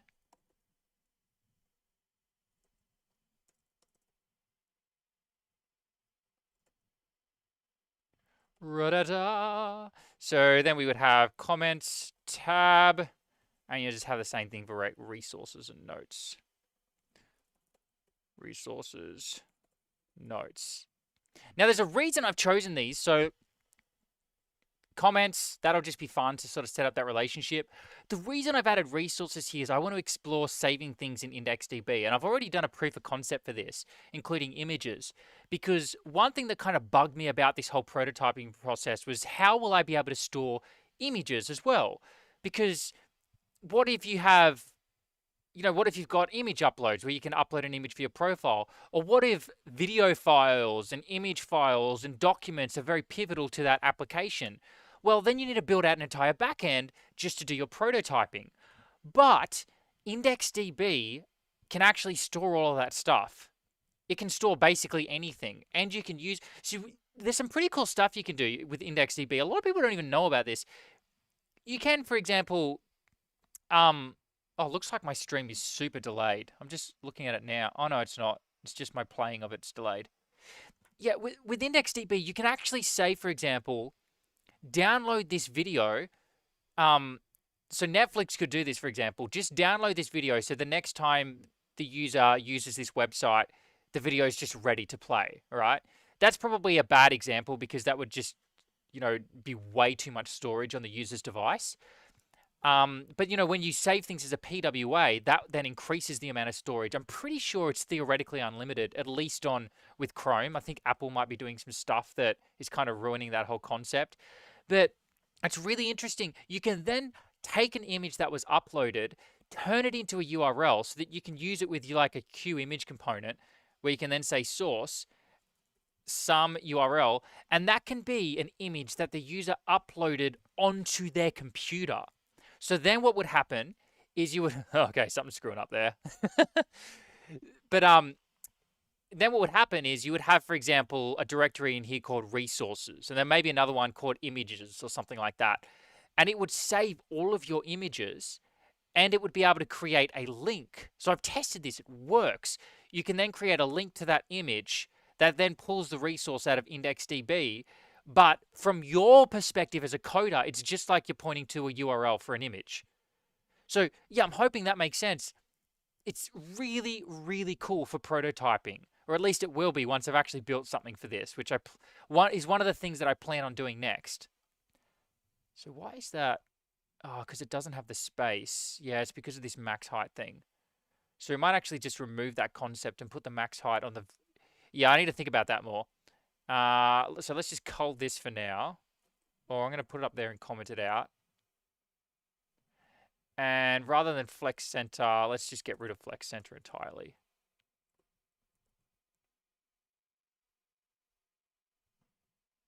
Huh. This is column. This is flex. Justify around, I think it is. Gosh, I don't know if you can tell, but I've got just terrible with CSS. Oh, then you would do, yeah, okay, so it's not taking up all that space, so it ends up centered there. That's fine. We'll just keep going for now. Yeah, so anyway, that's something that I'm really excited about. Great, thanks. Nice to catch an Aussie this time of day. Are you Aussie as well? Working with Pug all the time. Yeah. I've noticed that Quasar uses Pug as well in the Quasar docs. I don't really know Pug. I mean, I can, because I've done stuff with the docs before, I can sort of read it. But it is interesting because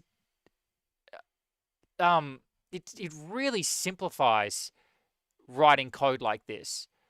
From memory, you don't even need to terminate your tags. So you can have like something like this, and just based on the tabbing, you then wouldn't have to add the end tag at the bottom. I can't really remember exactly, but yeah, I'd be interested in looking into Pug again.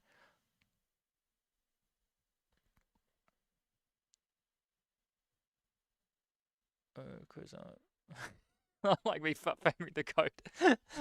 Oh, that's funny.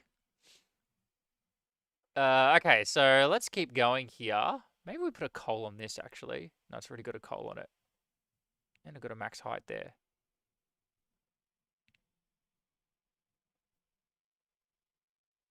Yeah, okay, so maybe you could... Oh, you know what, I'm just going to do this one more time, because I think I just realized what's going on. Let's put this in as a min height.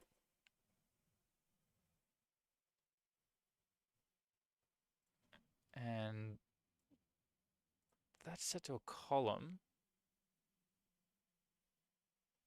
So that's going to take up as much space as it can. So what if we just got rid of the col on that? There we go. Ha! Just had to use my head. Blah. Oh, you're German. Are you going to be at Vue Germany?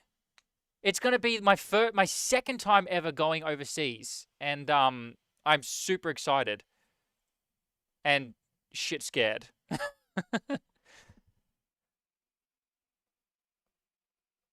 As you can tell by that nervous laugh. Okay, so this would then be the comment section. I wonder if you could... Do we even have the concept of comments? My ears are starting to hurt from wearing these headphones. I might actually just take them off and keep going. Yeah, this is insanely helpful. So Hinogi's just said, didn't even know there is something like style function. This is insanely helpful because it already knows, Quasar already knows how much space your toolbar is taking up, and it also takes into account how much your footer is taking up. So basically, it can tell you how much space there is in between, because all you have to do is say, okay, give me the full height, but then subtract the offset, which is the combination of the toolbar, and if you've got one, the footer as well. Very, very handy. There is a Vue Germany. Yes, there's a conference. Vue.js. I don't know, it's conf. I always make this mistake because I don't speak German, and I accidentally go to the website that is all in German. Make sure this microphone is pointed at me. Yeah, I'm going to be speaking at this conference. Super excited. I can't believe I'm speaking with these people. Like, what the hell? Talk about a difference in skill levels. These peeps are pros. This guy here, I don't know how to say his name, and I'm scared that I'm going to butcher it. Completely changed the way I write code with this concept. With some of his TypeScript articles, he's got some. Oh, look, here we go. Generically typed Vue.js components. Super smart guy. He's the guy that created vValidate. And there we go. That's me. Ah! And then these are the workshops as well. And yeah, so I want to build something similar to what I'm showing here, which is why I'm kind of playing around with some of this stuff. Okay, cool. So let's push on. A comment is going to belong to a lesson. So let's go ahead and do that. We'll say, Hygen module new. Have I got that right? Yep. And we'll do comment, and then we can just say comment.ts, and then a comment belongs to declare, and let's say here, hang on, this should be a function that returns lesson, and we find that via the lesson ID that exists on that.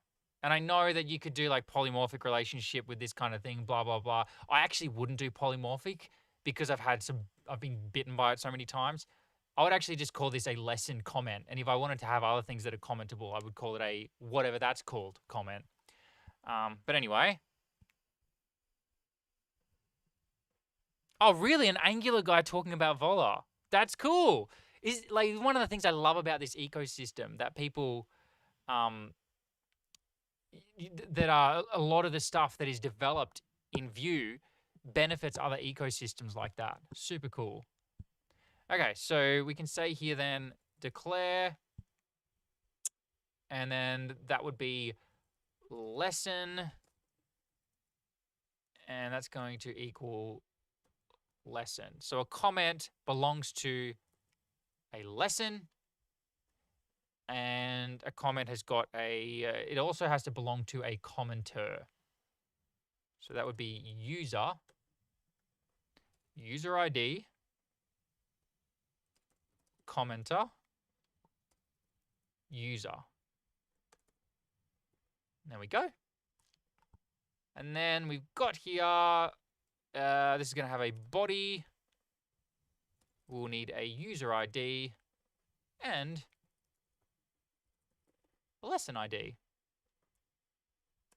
I think that's about it. And then we need to do the inverse relationships. So Control-Alt-Click, Control-Alt-Click, and that should actually be that or null.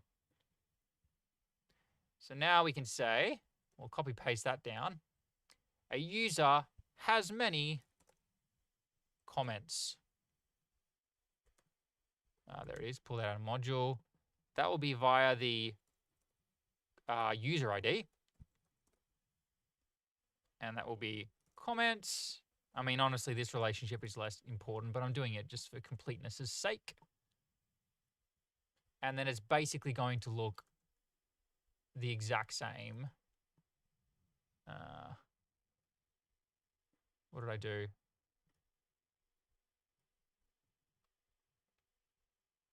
Yeah, so it should basically look the exact same for a lesson.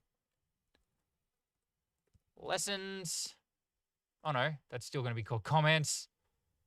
And that will be lesson ID. Got to get that imported. Make sure it comes from decorators. I always mess that up. Make sure comment is imported. And we are good to go. We have all the relationships set up. We don't have to do any database stuff. And it should all work. So now we need to be able to mimic kind of a logged in user. So I think what I'm going to do is just add a menu button where you can swap out who the user is for development purposes. Oh, yeah? Oh, hello. That was my girlfriend just checking in on me. So how about we go into the layout, so the course layout. And yeah, we'll just have a way to get all the users and have a way to swap out the user. So we'll say const users indexer is equal to use indexer. We send through the user there. We want to get all of them immediately, so we set that equal to true. And then we can come down here. And okay, that's all going to happen in the main header. So maybe what I'll actually do, you know what we could do? We could float it inside of the page container. Does that work? Could I go Q page sticky here? Blah. And how about we say position, I'll stick key, is equal to bottom right. There we go. So what we could do is we could then just grab the Q input or Q select. We could give it some options.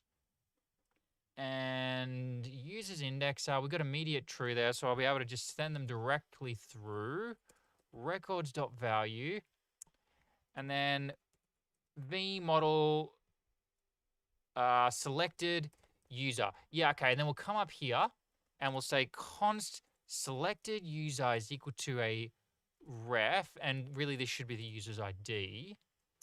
And that'll be a string. We don't have to tell it that. I should be able to just go an empty string by default. Okay, we come down here again, VueModel that ID, and then we do all the usual. So in order to discover the label, we get the user's name. In order to discover the value, we get the ID. We want to emit the value, and we want to map options. And this might be a case where you actually don't need to do emit value and map options. So maybe you could just directly model the user there if you wanted to. That could be problematic with React. You know what? No, that's a bad idea. Forget I said that. We're doing this live, people. So there we go. Now we can select the user.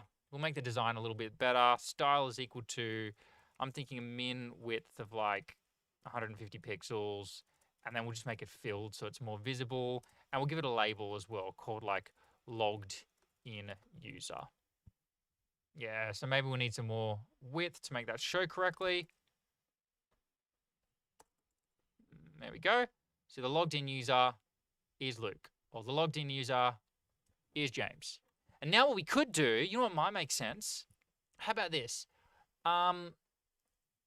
Inside it, how about we create like a composables directory here? I actually usually call it a helpers directory, and then just put my composables in there.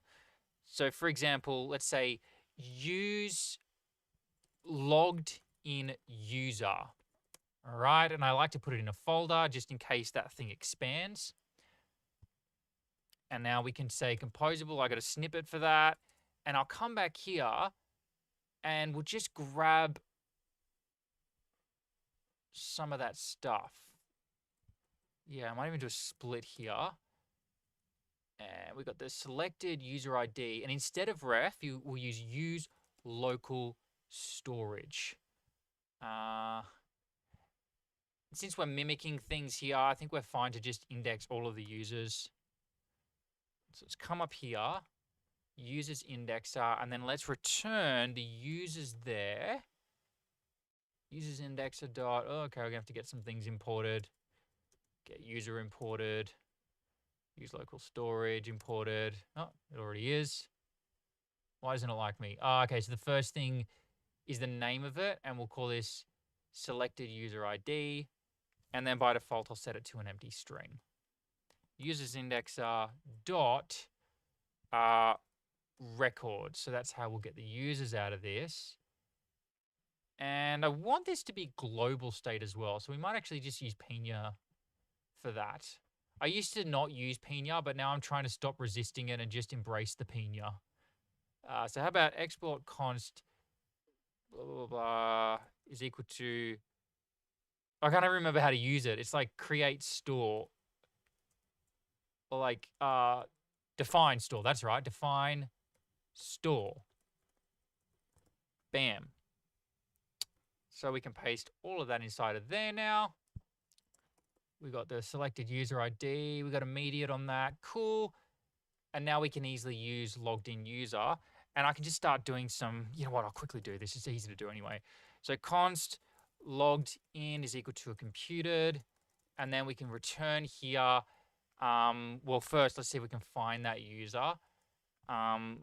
Const user repo is equal to use repo. We'll give it the user, and then I can just return here.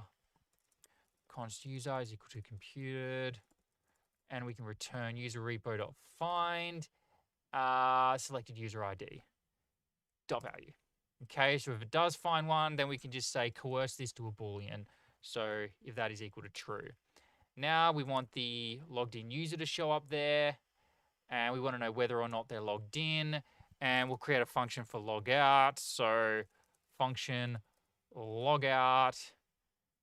And all that's going to do. I will make it async, even though we probably won't use it as async, just because then you wouldn't have to rewrite the code. And then you could say selected user ID dot value is equal to null. Okay, not null, sorry, an empty string. So now we've got a way to log that user out. So we could decide on what would happen based on that. Now we can come in here and say const, let's rename this here. I will call this use auth now, because really it's kind of a different thing. Use auth, and now I can say const auth is equal to use auth. There we go. And we can come down here and VueModel auth dot, what have I done wrong here? Define store. It's meant to be a function, right? Oh, you got to name. You got to name things. So we'll just call this auth. Okay. As you can tell, I have not used much Pina. All the Pina I've ever done has just been directly through Pina ORM. And whenever I create global stores, I just use create global storage, create global state from VueUse. So just getting used to it. So we've got the selected user ID here. And then we can say auth.users to show them up in that list.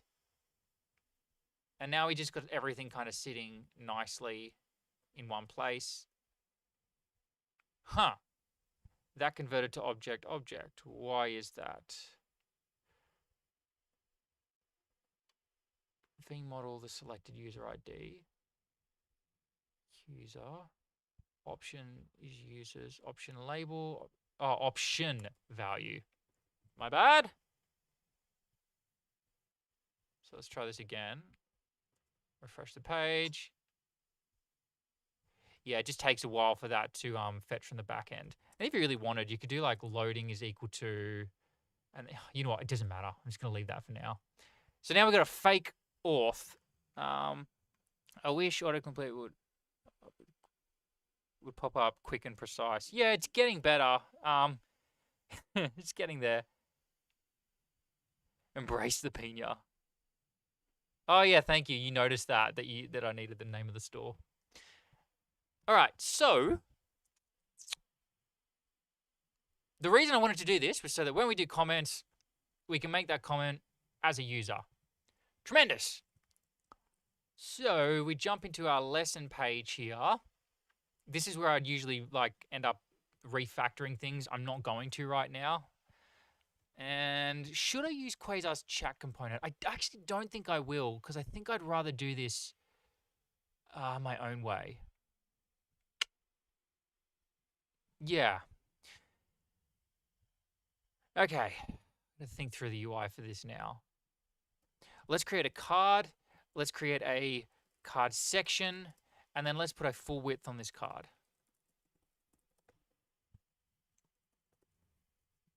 All right, so that's where our comments are going to sit. Can I put a full height on this? Or I kind of just want it to take up all of that space, which can be hard when you're doing panels. You know what? It doesn't matter for now. We just want to get functionality working. Do I want this to be unelevated? You know what? I don't think we even need... Yeah, I think just showing the comments will be good enough. And then we want to have a section where you can actually write your comment. So how about, yeah, the top will be where you write your comment, and a section here for where your comments are. Comments here, ... There we go. Now we'll have a q-input here. The type will be equal to text area. All right, and now we can have, you can use a creator composable. So we could say, for example, maybe down here, const comment creator is equal to use creator, and we can send through their comment. That's going to give us a form for free. So now I can come in here and say VueModel is equal to comment creator dot form dot value. Okay, so why isn't it picking up the body there? Oh, null or string. Dot value. and then the body. Okay, so now that's being modeled, and we'll also need a comments indexer. Now let's just get creating working first. Now, one of the cool things in this composable is we've got this defaults. What did I call it? Merge. Here we go. So you can say every time you create this thing, I want you to merge these values in. Super, super helpful. So now I can say, I want you to merge in the lesson ID and I want you to merge in the user ID. And that user ID is easy to find now because we can say const auth is equal to use auth. And now for the user ID, it's just auth dot selected user. And that's it. Since it's a Pina store, I don't have to do dot value. Woohoo! Now, for the lesson ID, we've got that right here. Oh, we've got the lesson slug. The ID would actually come off the lesson itself. Lesson.value.id. So now, whenever we create a comment, lesson ID and user ID automatically get merged in. So when we're doing the actual create, all we have to do is call create, and we don't have to worry about setting those every time. I love this pattern. So if we come down here, we're now modeling the body. And when we say create, those other values also get merged in. So now what we can do is add our create button. What I might do is say class is equal to row, flex, and then flex center. And then we'll have a cube button here with an icon equal to MDI, maybe like a send icon. Let's see what that looks like. All right, so now we want this to have a class equal to col, so it takes up all the space. We'll make it filled. Nice. And how about we say q col gutter medium, just to put a gutter. But you know what? I don't like to use that when I don't have to. Let's just come in here and say class is equal to q margin on the left side of medium. Yeah, there we go. Maybe I should put this at the bottom or somewhere. Yeah, it doesn't matter. Let's just get it working for now. I have this tendency to do these streams and try and make everything more perfect than it needs to be. Primary or maybe secondary at this point. Sure, why not? And there's a way you can do like cols. How do we do this? There's like text area cols. Let me just do a search on that. Here we go.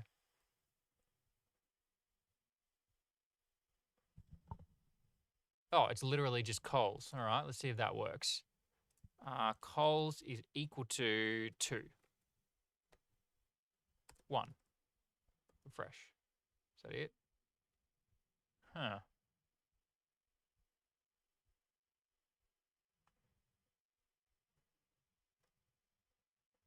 Okay, I don't know how to do this.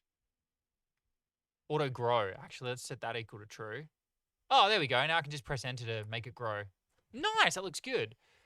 And then we can do like a label here equal to, oh, I wouldn't do a label actually, maybe a placeholder.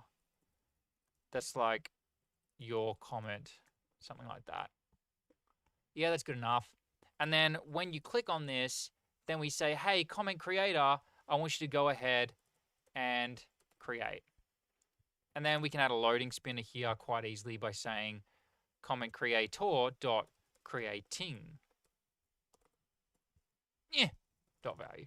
There we go. So now if I come in here, open up the console, I just want to make sure I can see things as they happen here. Okay, so comments doesn't exist yet because none have been created. So the database doesn't even exist until we create a comment. Let's say here, cool stuff. There we go. Notice that the form automatically resets for us as well. And now if we go to our comments, which should show up here now, we've got a new comment. It's got a body of cool stuff, and the lesson ID and the user ID is already set. Ha! How cool is that? Now, we throw this over here. Just get everything organized. Throw this over here. I'm just organizing things on my bottom screen. So the next thing we need to do is display all of those comments, but only the comments for this particular lesson. So when we pull in the lesson, we might actually pull in the comments separately. You could do it whilst you're getting the lessons, but that can often make things like pagination and stuff like that a little bit harder.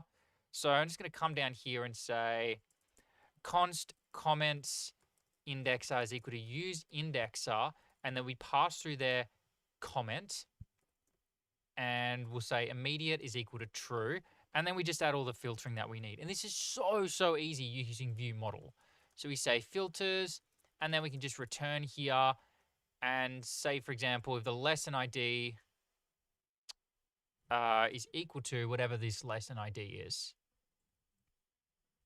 lesson.value.id. I'm already predicting a problem here. This is going to immediately try and fetch the comments before we even have the lesson. So that ID won't be set to anything yet. Now we don't want that. So, I've done this again. This should be is equals that. So what we're going to do instead is set immediate, not set immediate to true. And then we can just say, hey, when lesson changes, is that the best way to do this? Yeah, we just put a watcher on that. Hey, can you just watch lesson for me? And then we might actually just check the ID. So let's say new lesson, old lesson, and then we'll just say new lesson.id is not equal to old lesson.id, just in case something goes wrong in the process there. Why doesn't it like that? Is possibly null. Okay, then it's going to try and call ID on that. So I might even do an and here and just check that we've actually got an ID for the new lesson. I mean, yeah, just in case something goes wrong. And then when all of that is true, then we say comments, you're ready to now start indexing. So go ahead and run an index there. All right. So now we're grabbing all of the comments, but only the ones for the current lesson. Pretty easy to code, if I don't say so myself. Then we can just do a pre-tag in here to see what we're dealing with. Comments indexer.records.value. By the way, the reason, so records here is going to support pagination. So if we've got 15 pages, for example, then later on we can say comments indexer.next when the user scrolls down to load more comments. So that's kind of cool that we can do that. All right, so we got none. Refresh the page.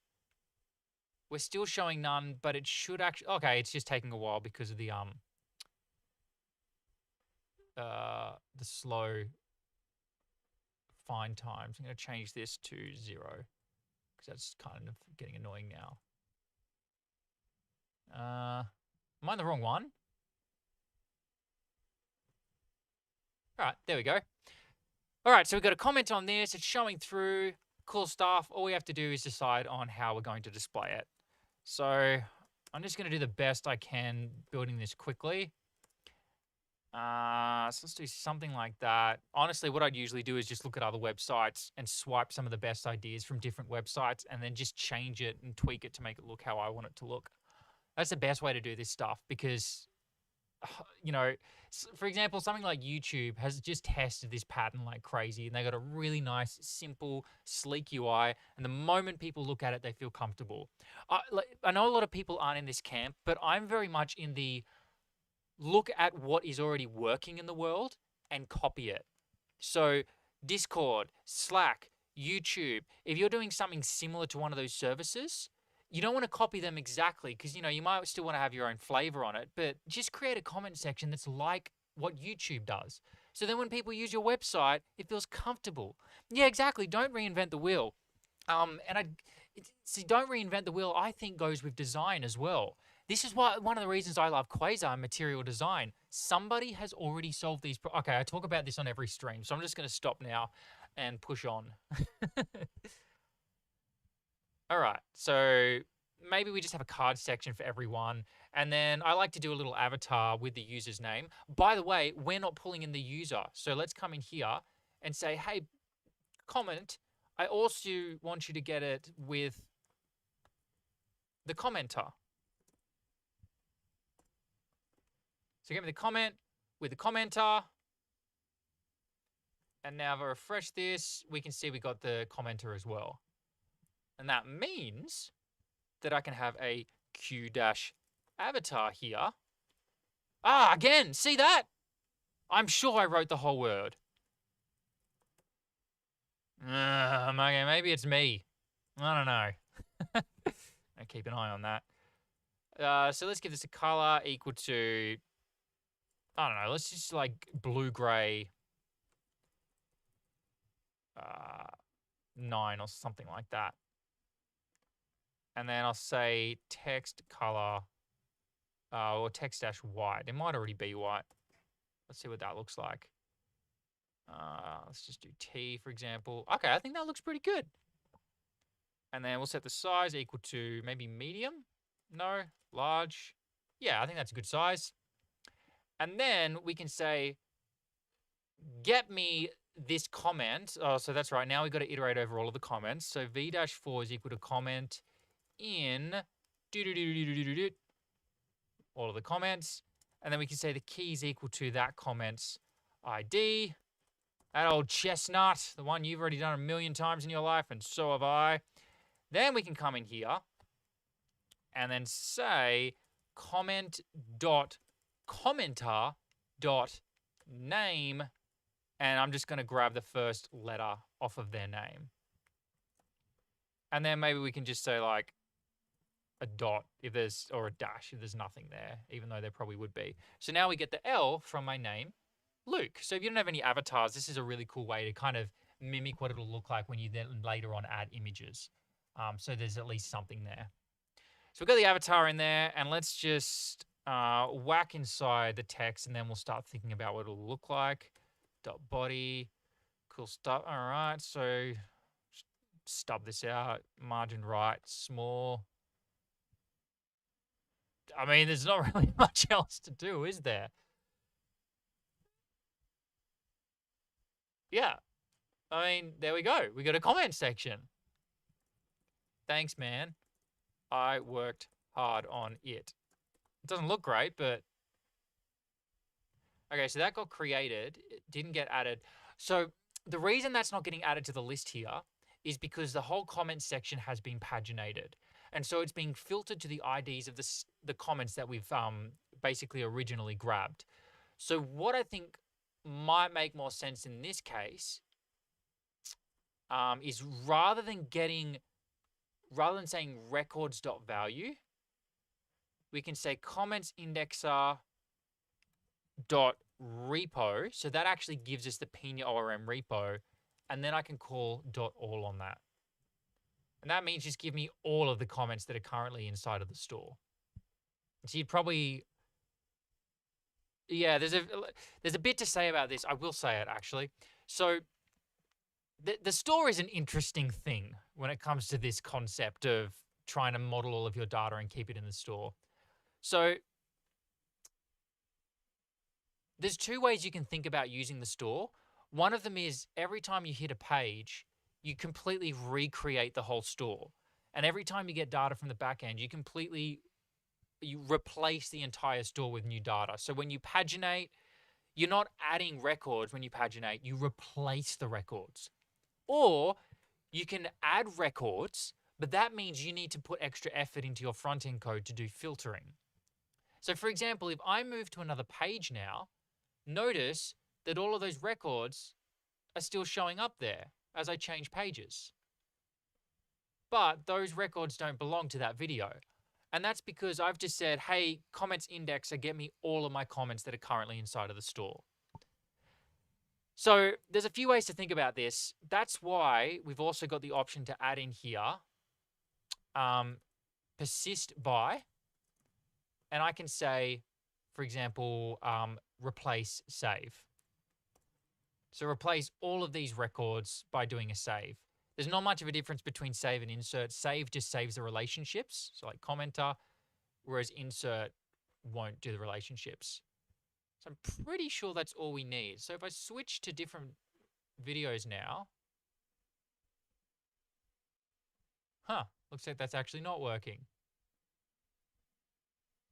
I thought that it would.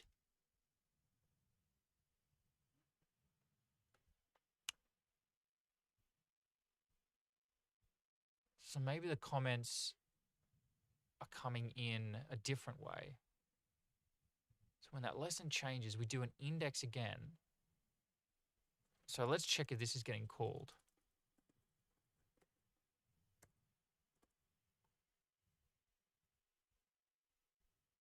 Okay, it's getting called, so it's doing another index request. Let's just try replace insert. Yeah, interesting. Okay, I honestly don't know why that is working in that way, unless this isn't being reactive for some reason. Comments indexer.repo.org. I would have thought that would be reactive. All right, well, let's try this. Const, I won't put it there. I'll put it with the comment stuff. Const comments is equal to, and we'll just do a return on that. And here, we'll just iterate over the comments like this. Wonder if that'll work. No, okay. Bugger. All right, well, we need a different strategy. So let's come back here.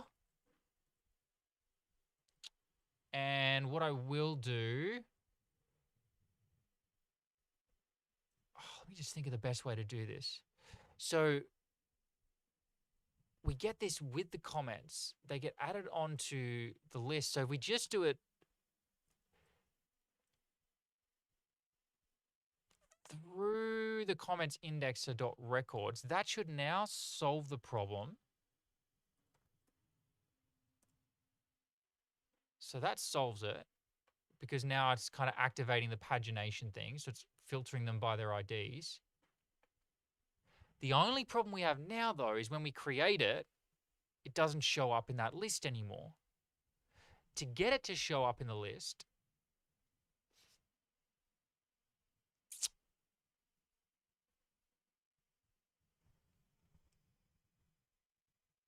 we could do another.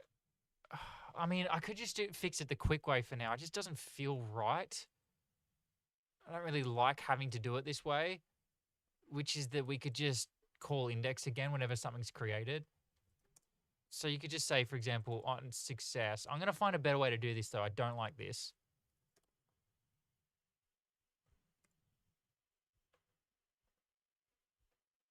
Nothing. Okay, now none of them are showing.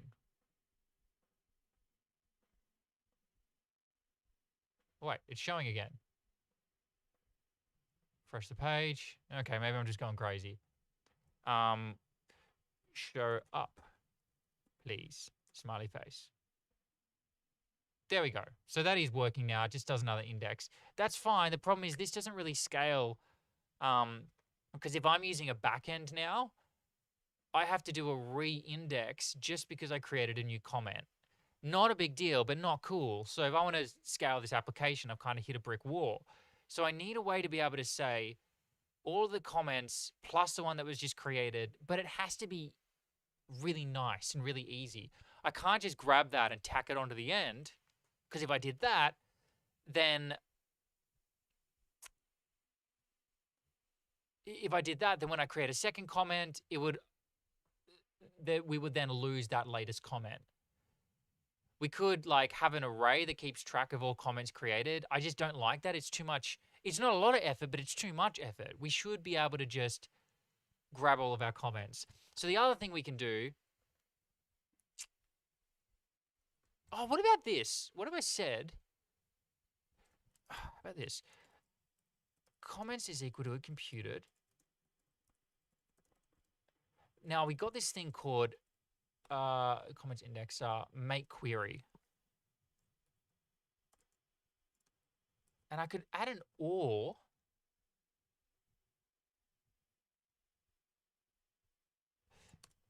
No, I don't really like it, because then I just need to keep.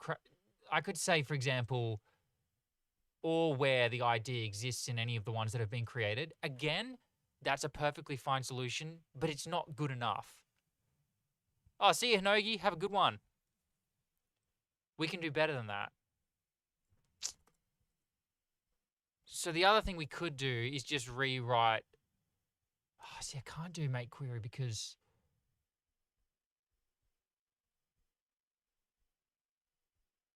filters and order by.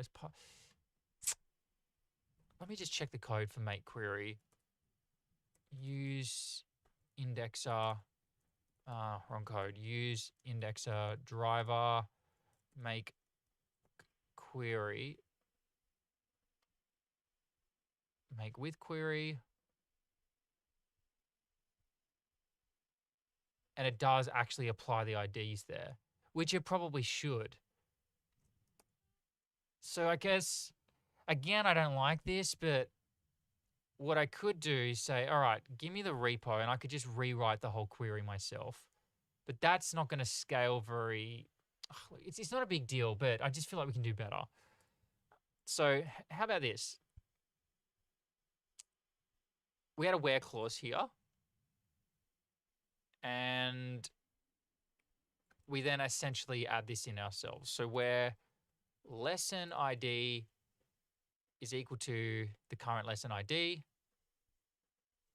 And that's it. We've now basically scoped down those comments, and it should now work. We'll have to call get on that. Dot get. Let's make this a little bit nicer to look at. And now if I say another, that works. You know, the ordering isn't perfect. We'd have to do some sort of created at. We want to make it so that every time you create a record, it gets a date that it was created at. But at least that's working now. And I should be able to switch tabs. Yeah, and it doesn't show those comments anymore. It's filtering to the lesson, but everything remains super, super snappy. Okay, cool.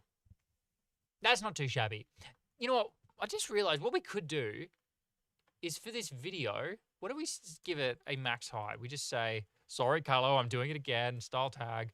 Max height is equal to, you know, we just say, I don't know, 100 view height, subtract like 300 pixels, something like that. And then when we go full screen here, that's not really working, is it? So I think the ratio thing is kind of overriding that.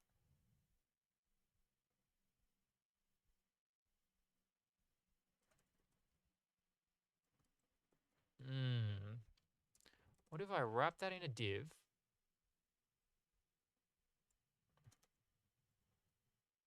So we got ratio here. And we set the max height on this. Is that going to break that? Yeah, there we go. So that works now. I don't know why that ratio doesn't look right anymore though. So why would that ratio be messed up? It's because of the max height we've set on this page. So let's just put scroll on in there. That didn't work. Oh no, that's just the min height.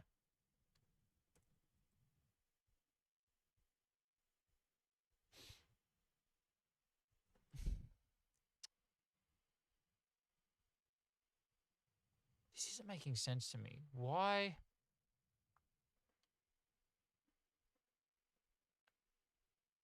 Because it's like it tries to take up.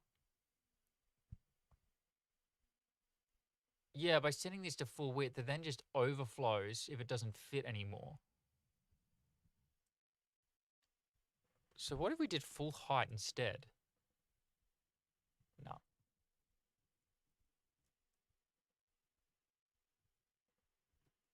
We'll just let it try and figure itself out.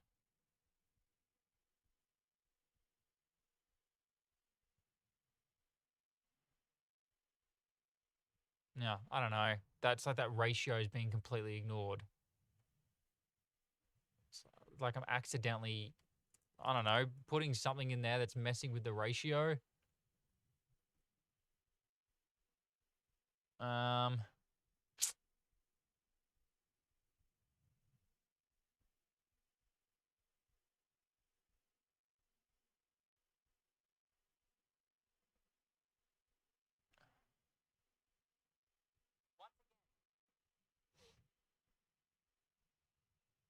Man, this is kind of grinding my gears.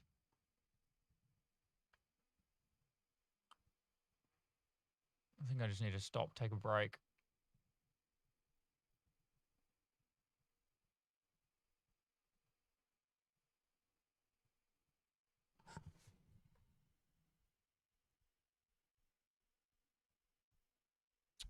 We need the ratio.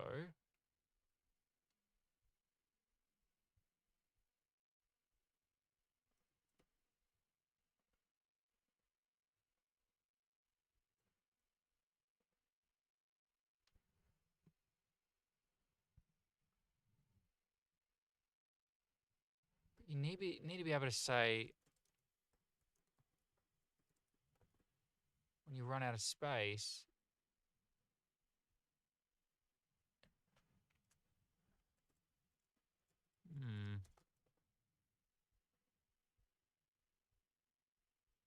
Yeah, we need to be able to say when you run out of space, don't like stop trying to be wider.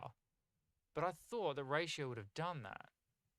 Okay, but full width would be overriding that. Huh. Because it doesn't take into account how much height space there is. And you know what? I actually remember writing my own component to solve this problem because it was such a frustrating problem.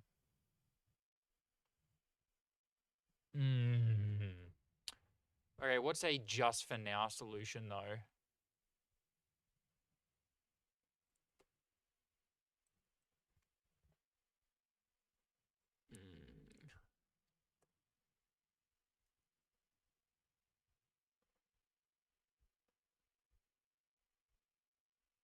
Maybe rather than doing a max height,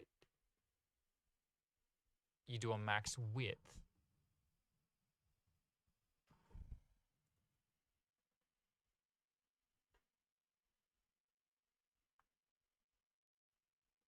Or you have...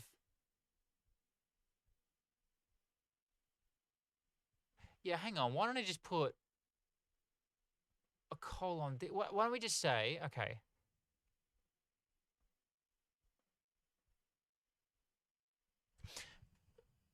This is a row. And I'll just put another div in there just until my head can wrap around this. And then inside of that row, we can say like column 12 by default.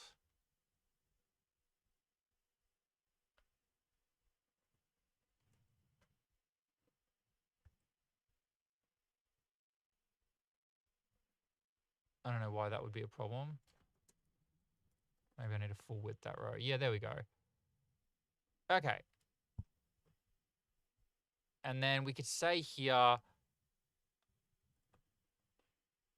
once you get to a large screen size, then set it to something like 8. Cool. All right, so now all we have to do is center that. And I think...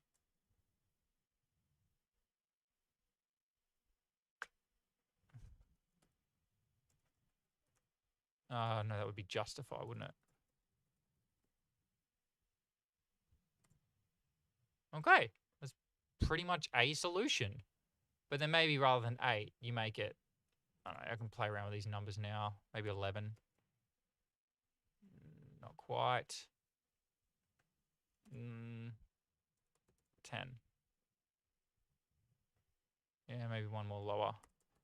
9, and then we could just set like a background dash blue, gray, my favorite, 10. And that looks pretty good. Yeah. We can switch videos. We got comment sections for each one. I do think one of our cue cards, though, should be flat. Let's come in here and make this flat. And that's that. All right, I'm going to finish up there. I think we've put a pretty good dint into this. If I don't get to do this workshop, I would love to, I don't know, like teach this some other way. Maybe even do this, like turn this into a course.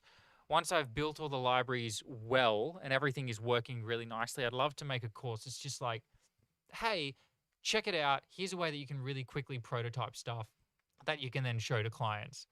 I mean, the chunk of what we've done today, and this is me stopping and starting constantly, has been 2 hours and 40 minutes. I reckon I could have achieved most of this if it was just me kind of smashing things out on my own in about 30 minutes.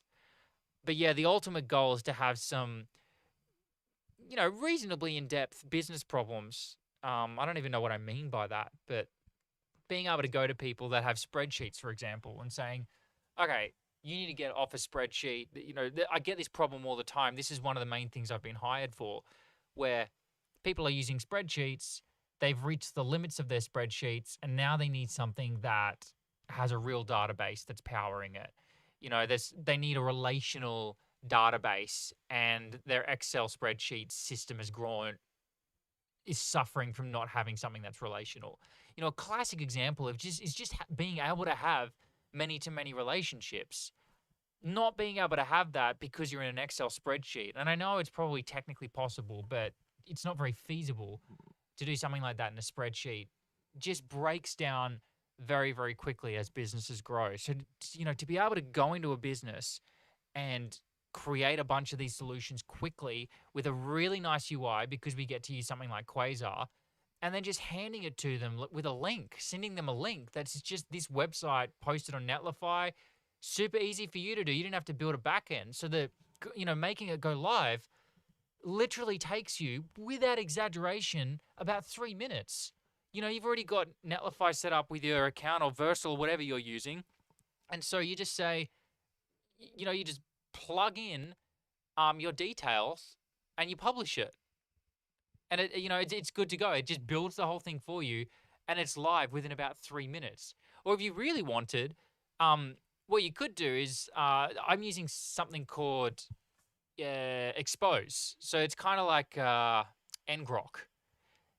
So it allows you to very quickly share your own dev environment publicly on the web, but you can use your own domain name. So then it can be like my site, or whatever your client's name. So maybe like you have a client called BuzzBuzz, just the first thing that came into my head. BuzzBuzz dot, I have a domain which is ldbold, so buzzbuzz.ldbold.com.